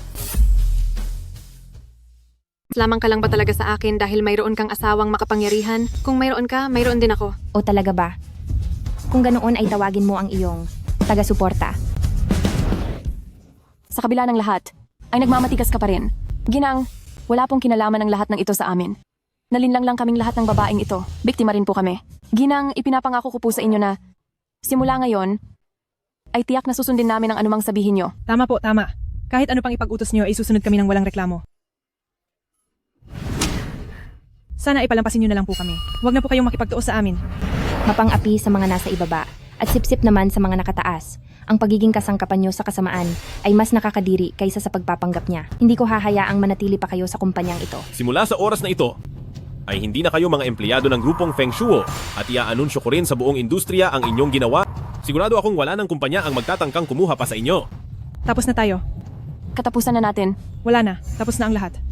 Pagkatapos nito, ay wala ng kumpanyang maglalakas loob na kumuha sa amin. Anong gagawin natin? Ginang. Nagkamali po ako, Ginang. Mga walang silbi. Binibining Huang, saan ka pupunta? Binibining Huang, nandito ka na rin lang. Hindi ka ba magsasabi ng kahit ano? Nagkaroon ng ganitong eksena sa seremonya, hindi man lang malaman ng Feng Shuo kung sino ang asawa ng presidente, syempre kailangan kong pag-isipan kung itutuloy pa ang pakikipagtulungan sa Feng Shuo. Binibining Huang, hindi ba't ikaw ang mismong nagluklok sa asawa ng presidenteng ito?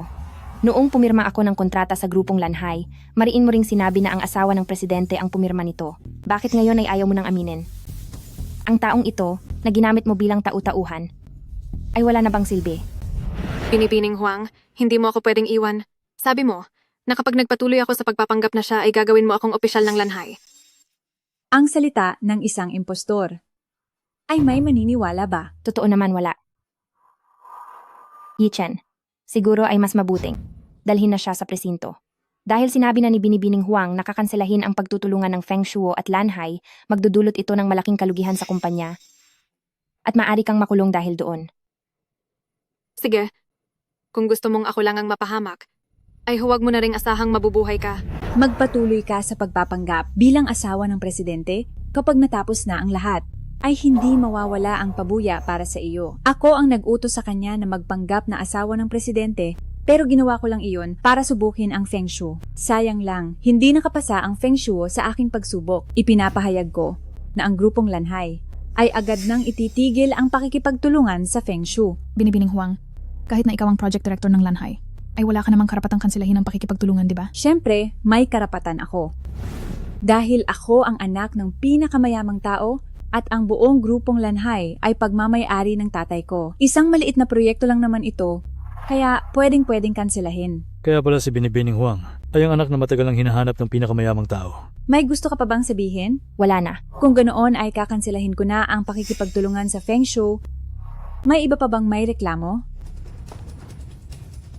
Ako, mayroon.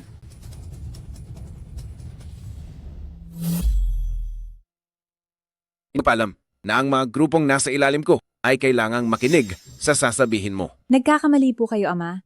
Nag-aalala lang ako na may masamang tao na nanunulsol kay ate para sirain ang samahan natin. Sino ang tinatawag mong ate?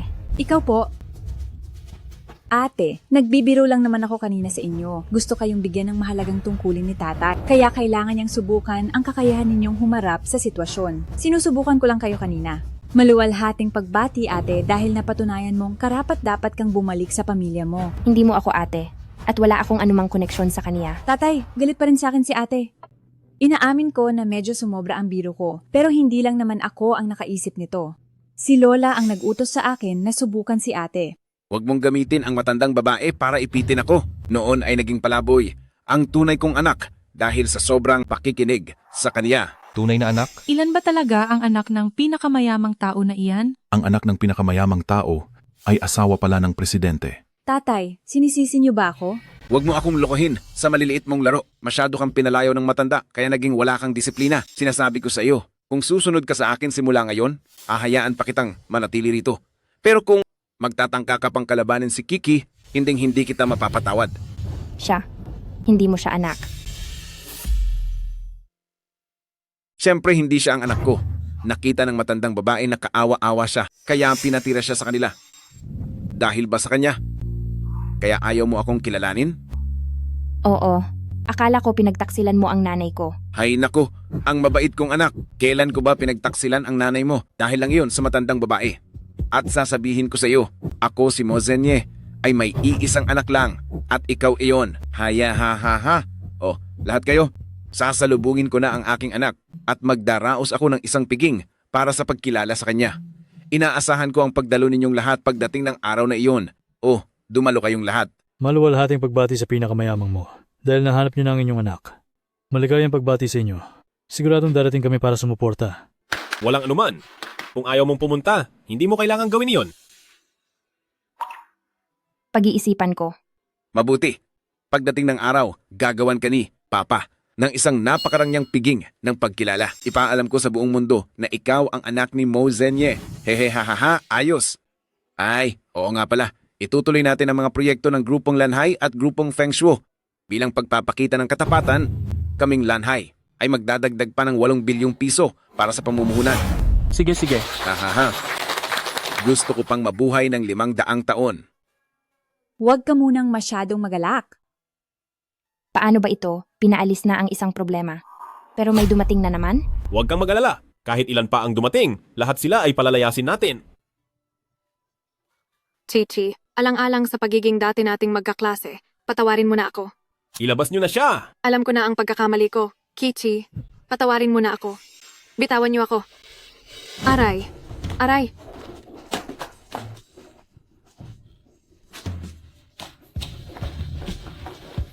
Hi. Gusto mong maging asawa ng presidente? Oo. Masyado kang nangarap ng gising. Sa itsura mong iyan, hindi mo na matutukso ang kuya ko. Pero pwede ka pang mang-abala sa kanya. Paghiwalayin mo silang dalawa at hahayaan kitang mabuhay. Sige, ikalawang young master. Tinitiyak kong magagawa ko ang misyon. Teka lang. Ibigay mo iyan dito. Itago mo yang mga balak mo. May alitan ba kayo ni Presidente Fu? Huwag mong itanong ang hindi dapat. Lumabas ka na. Walang magkapatid na nagtatanim ng galit ng matagal. Kung ganoon ay siguradong kay Mo Chichi siya may galit.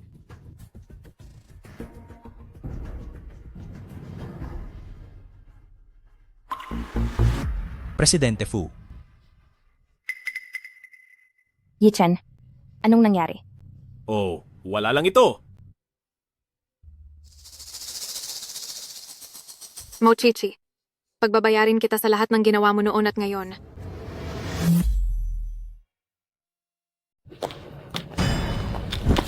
Hampas lupa. Sinasadya mong iwasan ako, di ba? Ay, naku. Sir Wang, paano naman kita maiiwasan? Masyado lang akong naging busy nitong nakaraan. Alam mo namang marami akong utang sa iyo. Kung hindi ako magtatrabaho, paano kita mababayaran, di ba? Mabuti naman at nakakaintindi ka. Dahil sinamahan mo ako noon, binigyan kita ng palugit na kalahating buwan. Ngayon, kahit anong mangyari, 2,400,000 piso ay dapat mo nang ibalik sa akin. Sir Wang, bigyan mo pa ako ng kahit ilang araw lang. Kapag binigyan mo ako ng ilang araw, siguradong mababayaran kita. Ilang araw na palugit? Ay hindi naman imposible. Kaya lang, depende iyan sa magiging performance mo. Sir Wang, alam ko na ang patakaran. Sa bahay mo ba tayo pupunta ngayon o sa hotel? Sa hotel, nandoon ang tigre kong asawa sa bahay.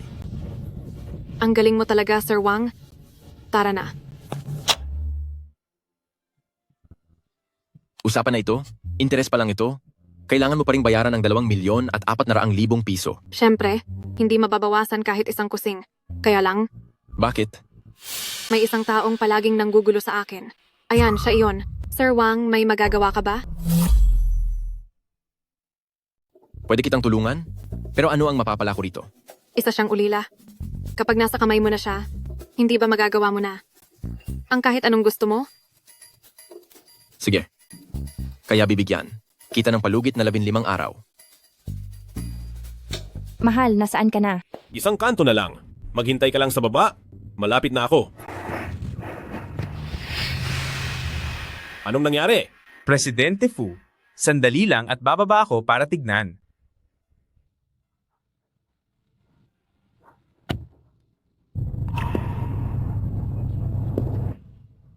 Presidente Fu, pumutok ang gulong? Mahal, mukhang kailangan mo muna akong hintayin ng sandali. Pupuntahan na lang kita riyan. Wag na, mag-ingat ka na lang. Huwag kang mag-alala. Aba, mas maganda ka pa kaysa sa nasa litrato. Anong kailangan nyo? Hindi mo pa ba halata? Tama na iyan. Sumama ka na sa akin.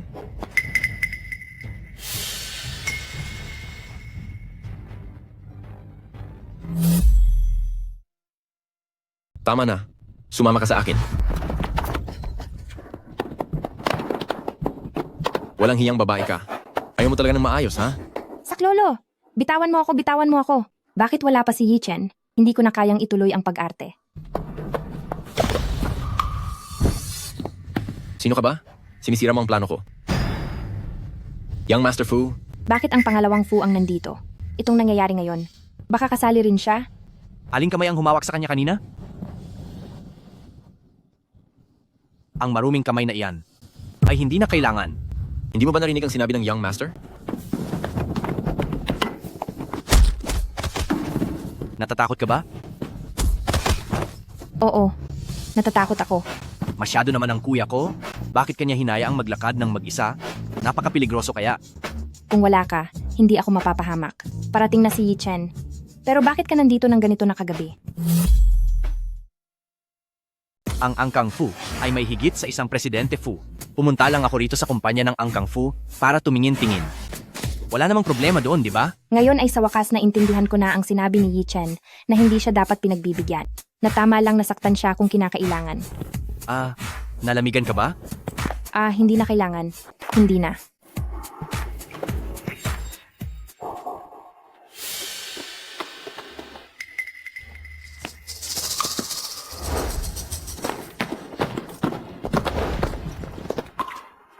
Yi Chen.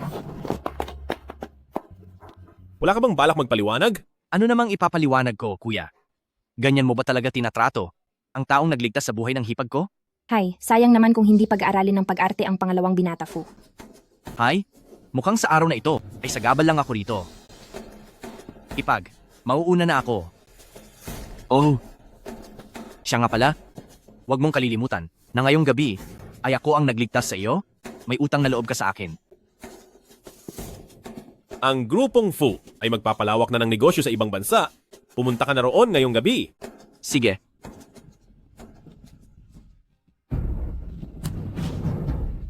Mochichi, anong gagawin mo? Mga tauhan, dalhin siya rito.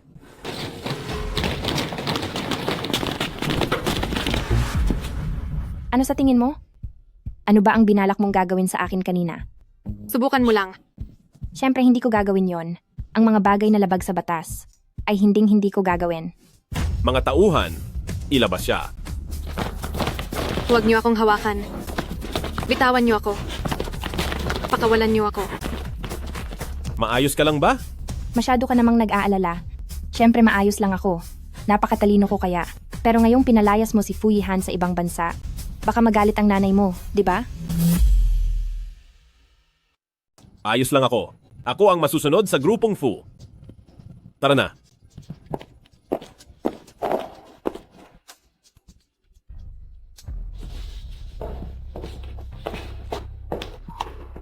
Ma. Huwag mo akong tawaging ma.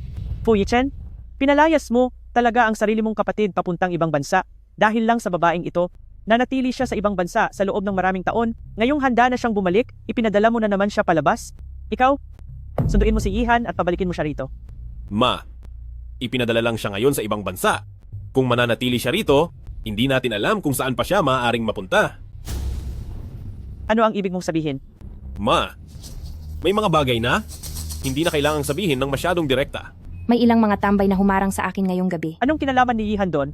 Iniligtas ako ni Fu Yihan. Fu Yichen, narinig mo ba iyon? Iniligtas siya ng kapatid mo, tapos ipinadala mo pa siya sa ibang bansa. May puso ka pa ba? Masyado kang manhid at walang puso. Siya ang kumuha sa mga taong iyon. Ano ang sinabi mo? Hindi ako naniniwala sa sinasabi mo. Totoo ba ang sinasabi niya? Tingnan mo ito.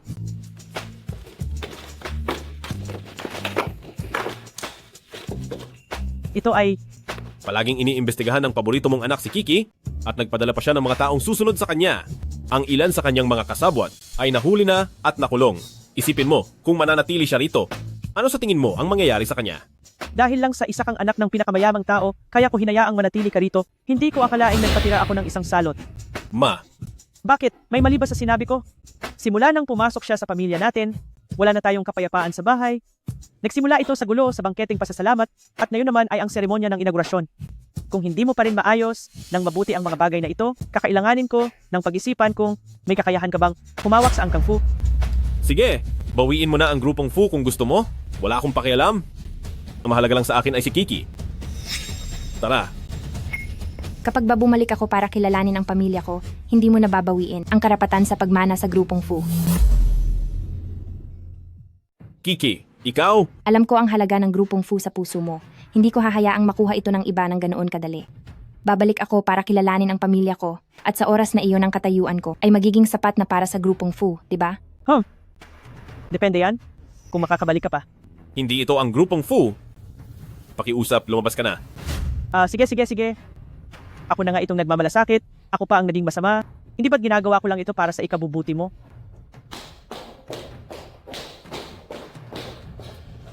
Wala kaming kailangan, umalis ka na.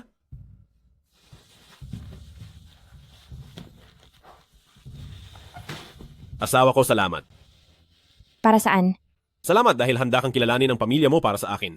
Sa totoo lang, hindi mo naman kailangang magsakripisyo ng ganito para sa akin. Ang nanay ko kasi ay matalas lang ang dila pero malambot ang puso. Naghanda pa nga siya ng regalo para sa iyo nang hindi ko alam. Kaya lang, ngayon ay maraming bagay ang sabay-sabay na nangyayari kaya siya nakapagsalita ng ganoon kasama. Tingnan mo, ito ang regalong inihanda ni nanay para sa iyo. Buksan mo.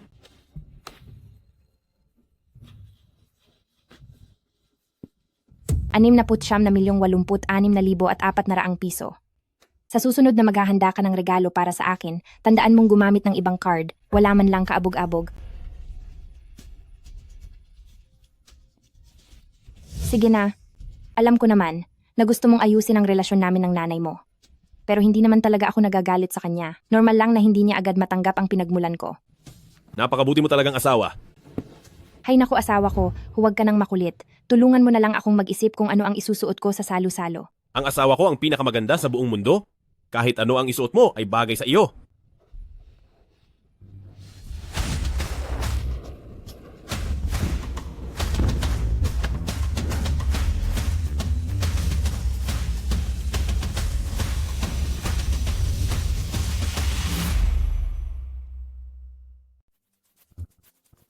Anong ginagawa mo rito? Bakit? Hindi mo ako inimbitahan. Pero inimbitahan ako ng asawa ko. Di ba? Asawa ko? Oo, mas panatag ang loob ko kapag nandito ka.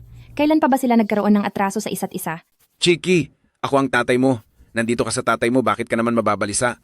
Sa totoo lang, ilang araw pa lang tayong nagkakilala. Sa mundong ito, wala nang hihigit pa kay Yi Chen na nakapagpapanatag sa akin. Gusto mo bang pumasok na muna tayo? Tara. Kumusta ang paligid? Talagang naglakas loob ka pang pumunta rito Dahil lang sa dala niyang lumang pulseras. Sigurado ka na agad na anak mo siya at nagpamagarbo ka pa talaga ng banquet para sa pagkilala sa kanya. Alam mo ba kung gaano karami ang mga manloloko ngayon? Hindi siya manloloko, anak siya ni Mo Zenye. Paano siya naging anak mo? Nagpa-DNA test ka na ba sa kanya? Sinasabi ko sa iyo, hindi ko ito tatanggapin. Hindi ko kailangan ng pagsang-ayon mo. Basta't pumayag ako, siya na ang anak ni Mo Zenye at ang tanging tagapagmana ng pamilya mo. Nababaliw ka na ba? Naglakas loob kang kumuha ng babaeng hindi naman kilala ang pinagmulan para maging tagapagmana mo. Gusto mo ba akong mamatay sa galit? Nung pilit mo kaming pinaghiwalay ng nanay ni Chiki, kaya siya namatay sa sobrang kalungkutan. Ngayong nahanap ko na ang anak namin, hindi ko nahahayaang mawala pa siyang muli. Kahit anong mangyari ay hindi na ito magbabago. Mamaya ay formal ko nang iaanunsyo na siya na ang tanging tagapagmana ng pamilya mo. Hindi ko pinapayagan. Pareho lang kayo ng babaeng nagluwal sa iyo. Na napakababa, hanggat narito pa ako. Ay wag mong asahang makakapasok ka sa pinto ng angkang mo. Hump! Hindi ako naniniwala na magiging tapat ang mababang babaeng iyon sa pag-ibig. Isinilang ka lang naman niya bilang isang anak sa labas. Ma, ano po ang sinasabi niyo? Manahimik ka. Matanda ka na nga, ang baho pa ng hininga mo. Anong sabi mo? Sabi ko ang baho ng hininga mo. Sinasabi ko sa'yo, kapag naglakas loob ka pang siraan ng nanay ko, ay itutulak kita para makapagmumog ka ng maigi. Manahimik ka. Kilala mo ba kung sino ako para pagsalitaan mo ako ng ganyan? Ate, bakit mo naman minumura ng ganyan si Lola? Matandang ginang, pakiusap. Respetuhin niyo ang asawa ko. Kahit anong mangyari, siya pa rin ang asawa ng CEO. Kahit na ang Angkang Fu ay hindi kasing yaman ng angkang mo, hindi pa rin kami basta-basta magpapaapi sa inyo. Bakit naman hindi ako maglalakas loob na kausapin ka ng ganyan? Kung hindi dahil sa iyo, hindi sana ako naging ulila noong bata pa ako. Hindi sana namatay ang nanay ko dahil sa depresyon. Ikaw ang may kasalanan ng lahat ng ito.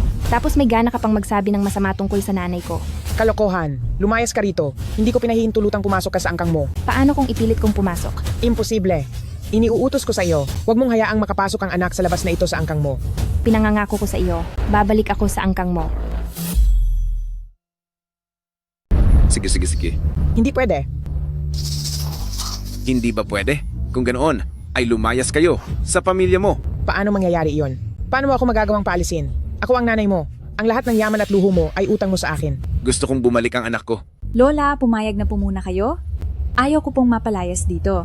Sige. Pumapayag na ako. Lola, ngayong bumalik na si ate, mamahalin pa rin kaya ako ni Papa? Isang anak lang ng puta. Mapapalayas ko rin siya balang araw. Huwag kang mag-alala.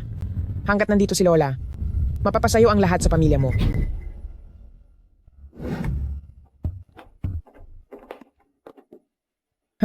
Akala naman niya ay isa siyang tunay na senyorita. Lola, masaya pala kayo na nakabalik na ako sa pamilya mo. Oo, pumapayag ako. Ngayon, masaya ka na ba? Sobra po talaga akong naantig. Kaya pakiusap, Lola. Isuot niyo po sa akin ng personal ang sagisag ng ating pamilya. Hindi maaari. Lola, kung talagang ayaw ninyong kilalanin ang katotohanan, hindi ninyo kailangang magtiis at magkunwari ng ganyan. Huwag kang masyadong magalak kahit makabalik ka pa sa pamilya mo. Hindi ikaw ang masusunod dito. Maaaring hindi ako ang masusunod, pero hindi rin kayo ang masusunod. Ikaw!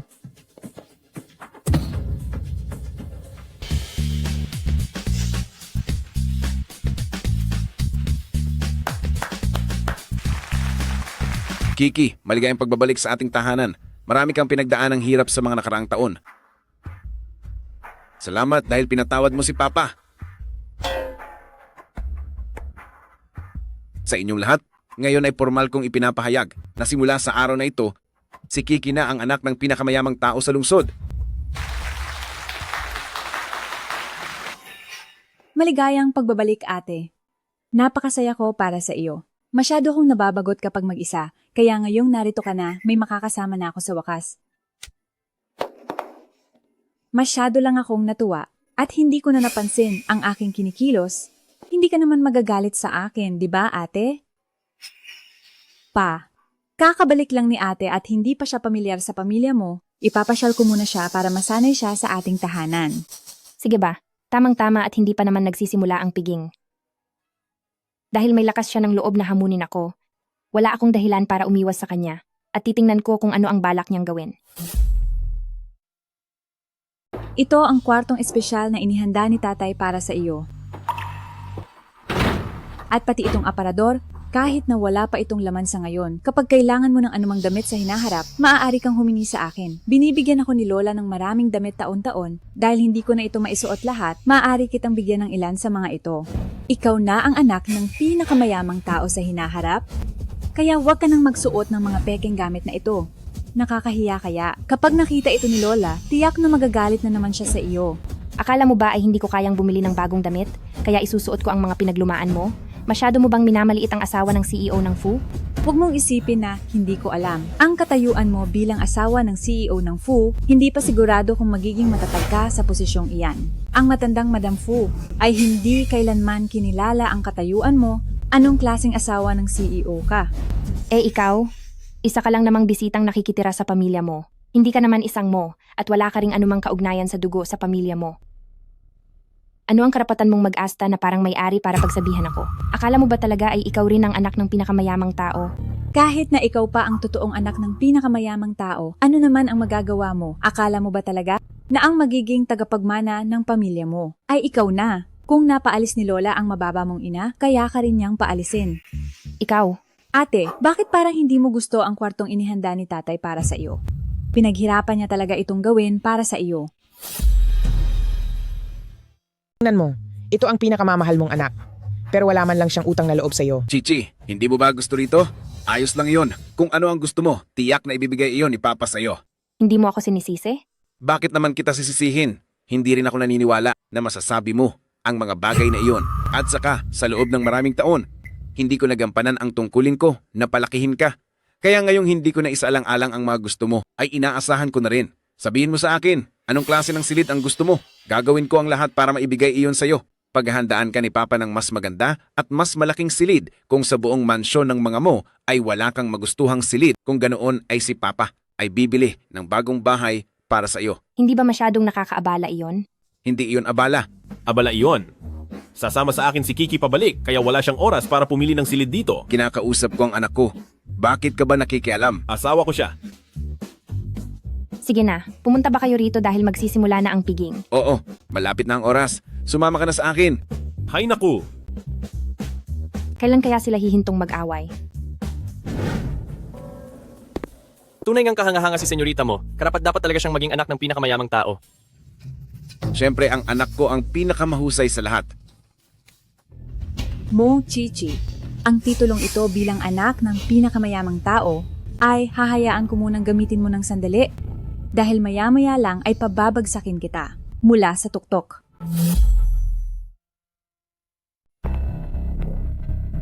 Aba, hindi ba si Binibining Huang ito? Maraming tao rito. Mag-usap tayo sa ibang lugar.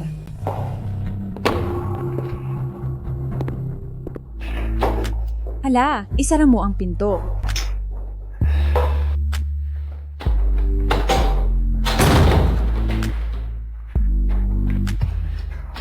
Miss na kita. Hindi mo na ako pinupuntahan nitong mga nakaraang araw. Nagrereklamo ka pang hindi kita pinupuntahan, samantalang ang mga mata mo ay nakatitig na doon sa malanding iyon. Hindi iyan mangyayari. Alam mo, gusto ko talagang malaman kung sino sa inyong dalawa ang mas mabango. Napakababaero mo talaga. Pero, kung gusto ni Gino Angsyong, tutulungan kita. Aba, ayos yan.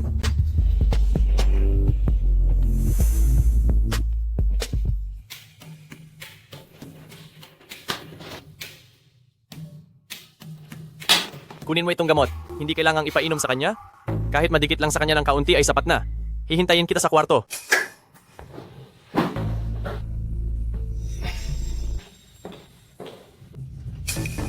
Maghahanap sana ako sa iyo, pero heto ka at kusa ring lumapit. Hahanapin pa lang sana kita, pero kusa ka namang lumapit sa akin. Ate, bakit ka nandito? May kailangan ka ba? Ikaw pa naman ang bida ngayong araw. Bakit ka nag-iisang nakatulala rito sa pasilyo? Tara, pumasok na tayo sa loob. Gusto ko lang mapag-isa muna. Ganoon ba? Tamang-tama pala. Sasamahan na lang kitang maglakad-lakad, ate. Ang piging na ito ay laging idinadaos ni Lola para sa akin. Sawang-sawa na ako rito. Tayo lang dalawa ang nandito ngayon. Hindi mo na kailangang magpanggap na mabait. Ang boring mo naman.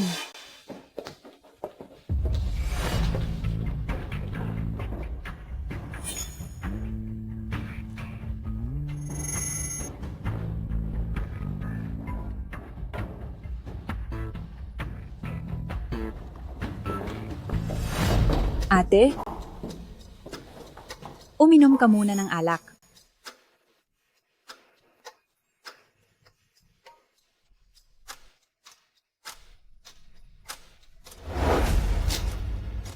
Sa tingin mo ba, ay madali lang akong maloko? Ate, ano bang sinasabi mo? Hindi kita maintindihan. Ang sobrang pagpapakitang tao ng walang dahilan ay tiyak na may masamang pakay. Hindi ko na kailangang ibulgar pa ang mga pakana mo. Ako? Hindi ko naman sinasadya. Ate, huwag ka namang maging masyadong masungit sa akin.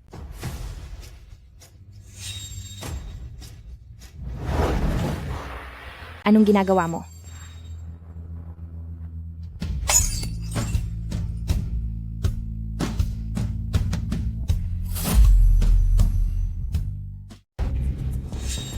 Ate, kahit masaya ka ngayon, hindi ka dapat uminom ng ganyan karami. Tulungan mo ako. Huwag mo nang asahan walang makapagliligtas sa iyo ngayon.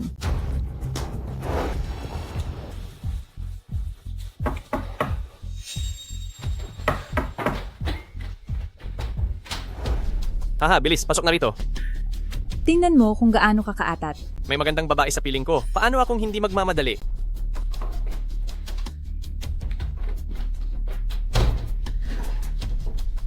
Gaano karaming gamot ang pinainom mo sa kanya? Masyadong maingat ang babaeng iyan. Kaunti lang ang dumikit sa balat niya. Kaunti lang? Kung ganoon, magigising na siya sa loob ng 30 minuto. Kailangan kong bilisan. Xiaoxiong, magsagawa ka at magsaya. Hahaha. Mo Chichi, gusto kong makita ng lahat na isa kang malanding babae.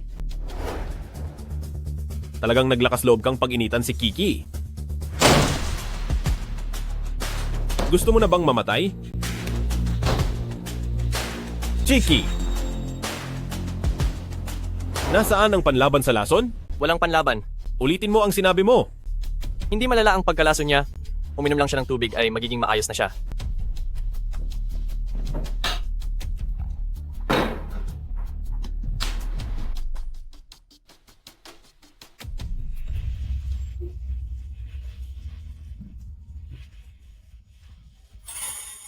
Mahal ko.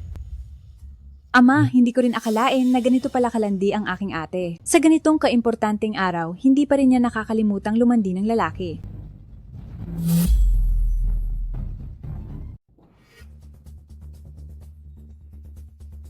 Iyong nakaluhod sa sahig, hindi ba iyan ang ikatlong anak ng mga Xiong?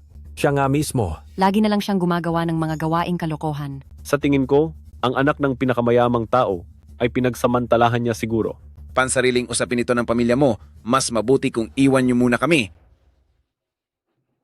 Chiki, ano ba talaga ang nangyari? May gana ka pang magtanong. Kung hindi lang ako dumating sa tamang oras, magsisisi ka talaga. Tanungin mo na lang siya kung ano talaga ang nangyari. Anong nangyari? Nakita ko kasi kanina na inimbitahan ni ate si Ginoong Xiong. Nag-alala ako na baka magkaroon siya ng problema sa mahalagang okasyong ito, kaya pinuntahan kita. Tungkol naman sa kung anong ginawa ni ate at ni Ginoong Xiong sa loob ng kwarto, hindi ko na po alam iyon. Ikaw na walang hiyang babae, nagawa mo akong bitagin. Ginoong Xiong, ano bang sinasabi mo? Hindi naman tayo close? Bakit naman kita bibitagin? Ikaw!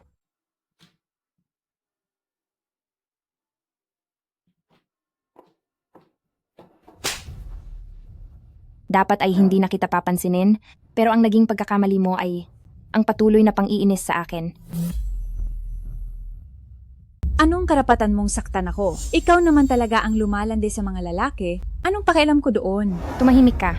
Sinasabi ko sa iyo, wala akong pakialam sa pagiging anak ng pinakamayamang tao. Kahit wala iyon, kaya kong yumaman gamit ang sarili kong kakayahan.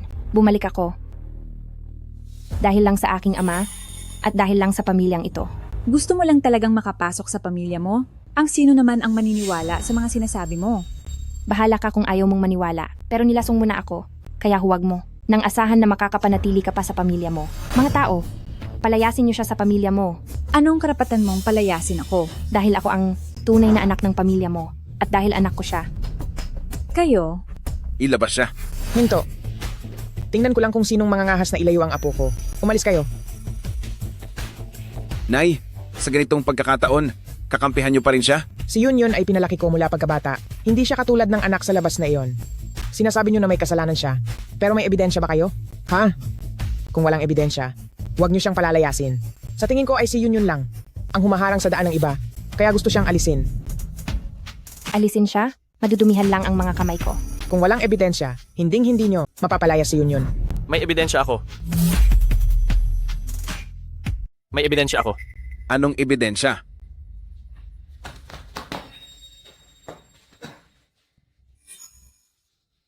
Iniisip ko noon na panonoorin ko ito ng dahan-dahan sa susunod.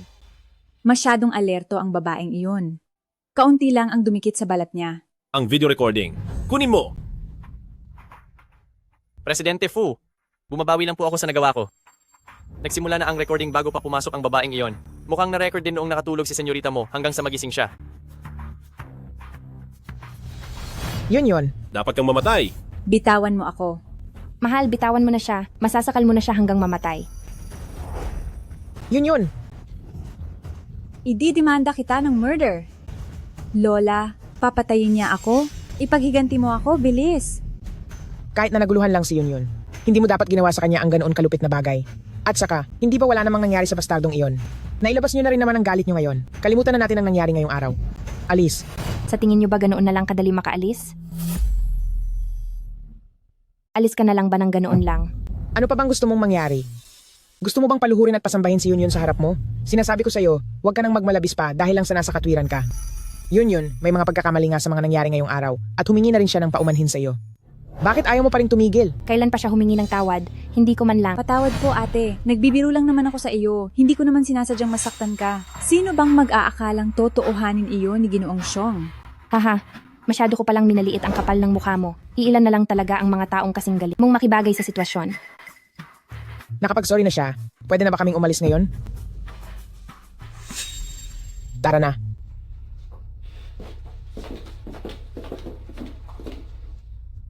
Chichi, hahayaan mo na lang ba siyang makaalis ng ganoon lang? Ano pa bang magagawa ko?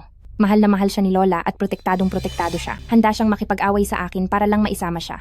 Ayaw kong masira ang relasyon ninyong mag-ina nang dahil lang sa kanya. May malasakit ba siya sa akin bilang isang ina? Hindi pa rin ako sang-ayon na palampasin mo na lang ito ng ganoon kadali. Ito ang pinakamagandang narinig ko sa buong araw. Tara na. Aray!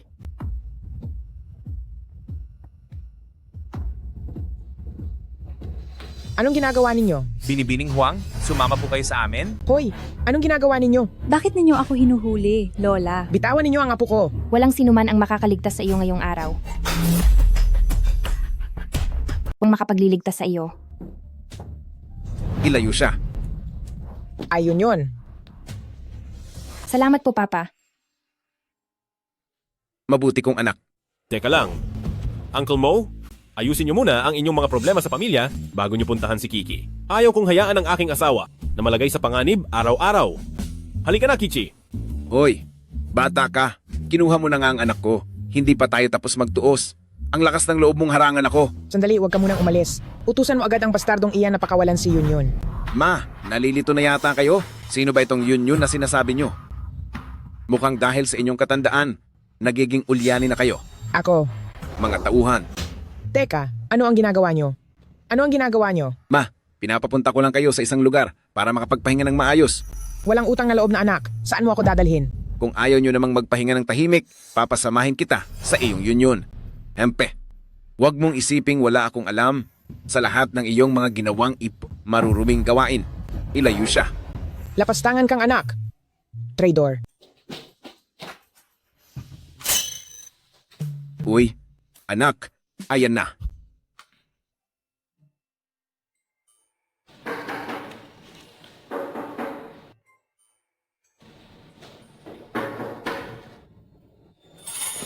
Papa, bakit po kayo nandito? Chiki, dinalaw ka ni Papa. Tuloy po kayo. Pasok nyo na iyan.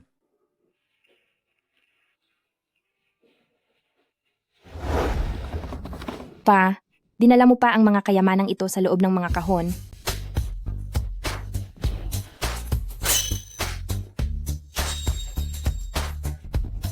Gawa pala ito ng sikat na designer na si Ruyuan. Ang jade ring face na ito ay nagkakahalaga na ng 77 milyong piso. Ay, Pa, masyado naman kayong kampante. huwag mo nang isipin ang mga iyan. Gusto mo ba ito?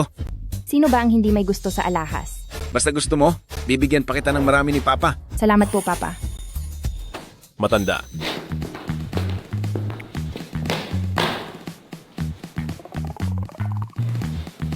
Mahal. Ilang kahon lang naman iyan ng alahas. Bibigyan kita ng asawa mo. Huwag mong tanggapin ang sa kanya. Hay nako, hanggang kailan ba kayo magtatalo? He, anak ko siya. Asawa ko siya. Tumigil na kayong dalawa. Huwag kang makinig sa kanya. Sige na. Abat, ikaw na bata ka. Siya ang aking pinakamamahal na anak. Siya ang aking pinakamahalagang hiyas. Siya ay aking asawa, ang aking pinakasalan sa harap ng lahat. Ano ngayon? Asawa mo siya pero ako ang nagpalaki sa kanya. Gaano mo ba siya katagal pinalaki? Hoy, ako ang tatay niya. Alam mo ba iyon? Pinalaki ko siya hanggang sa maging ganito siya kalaki. Siya rin ay aking pinakasalan. Tumigil na kayo.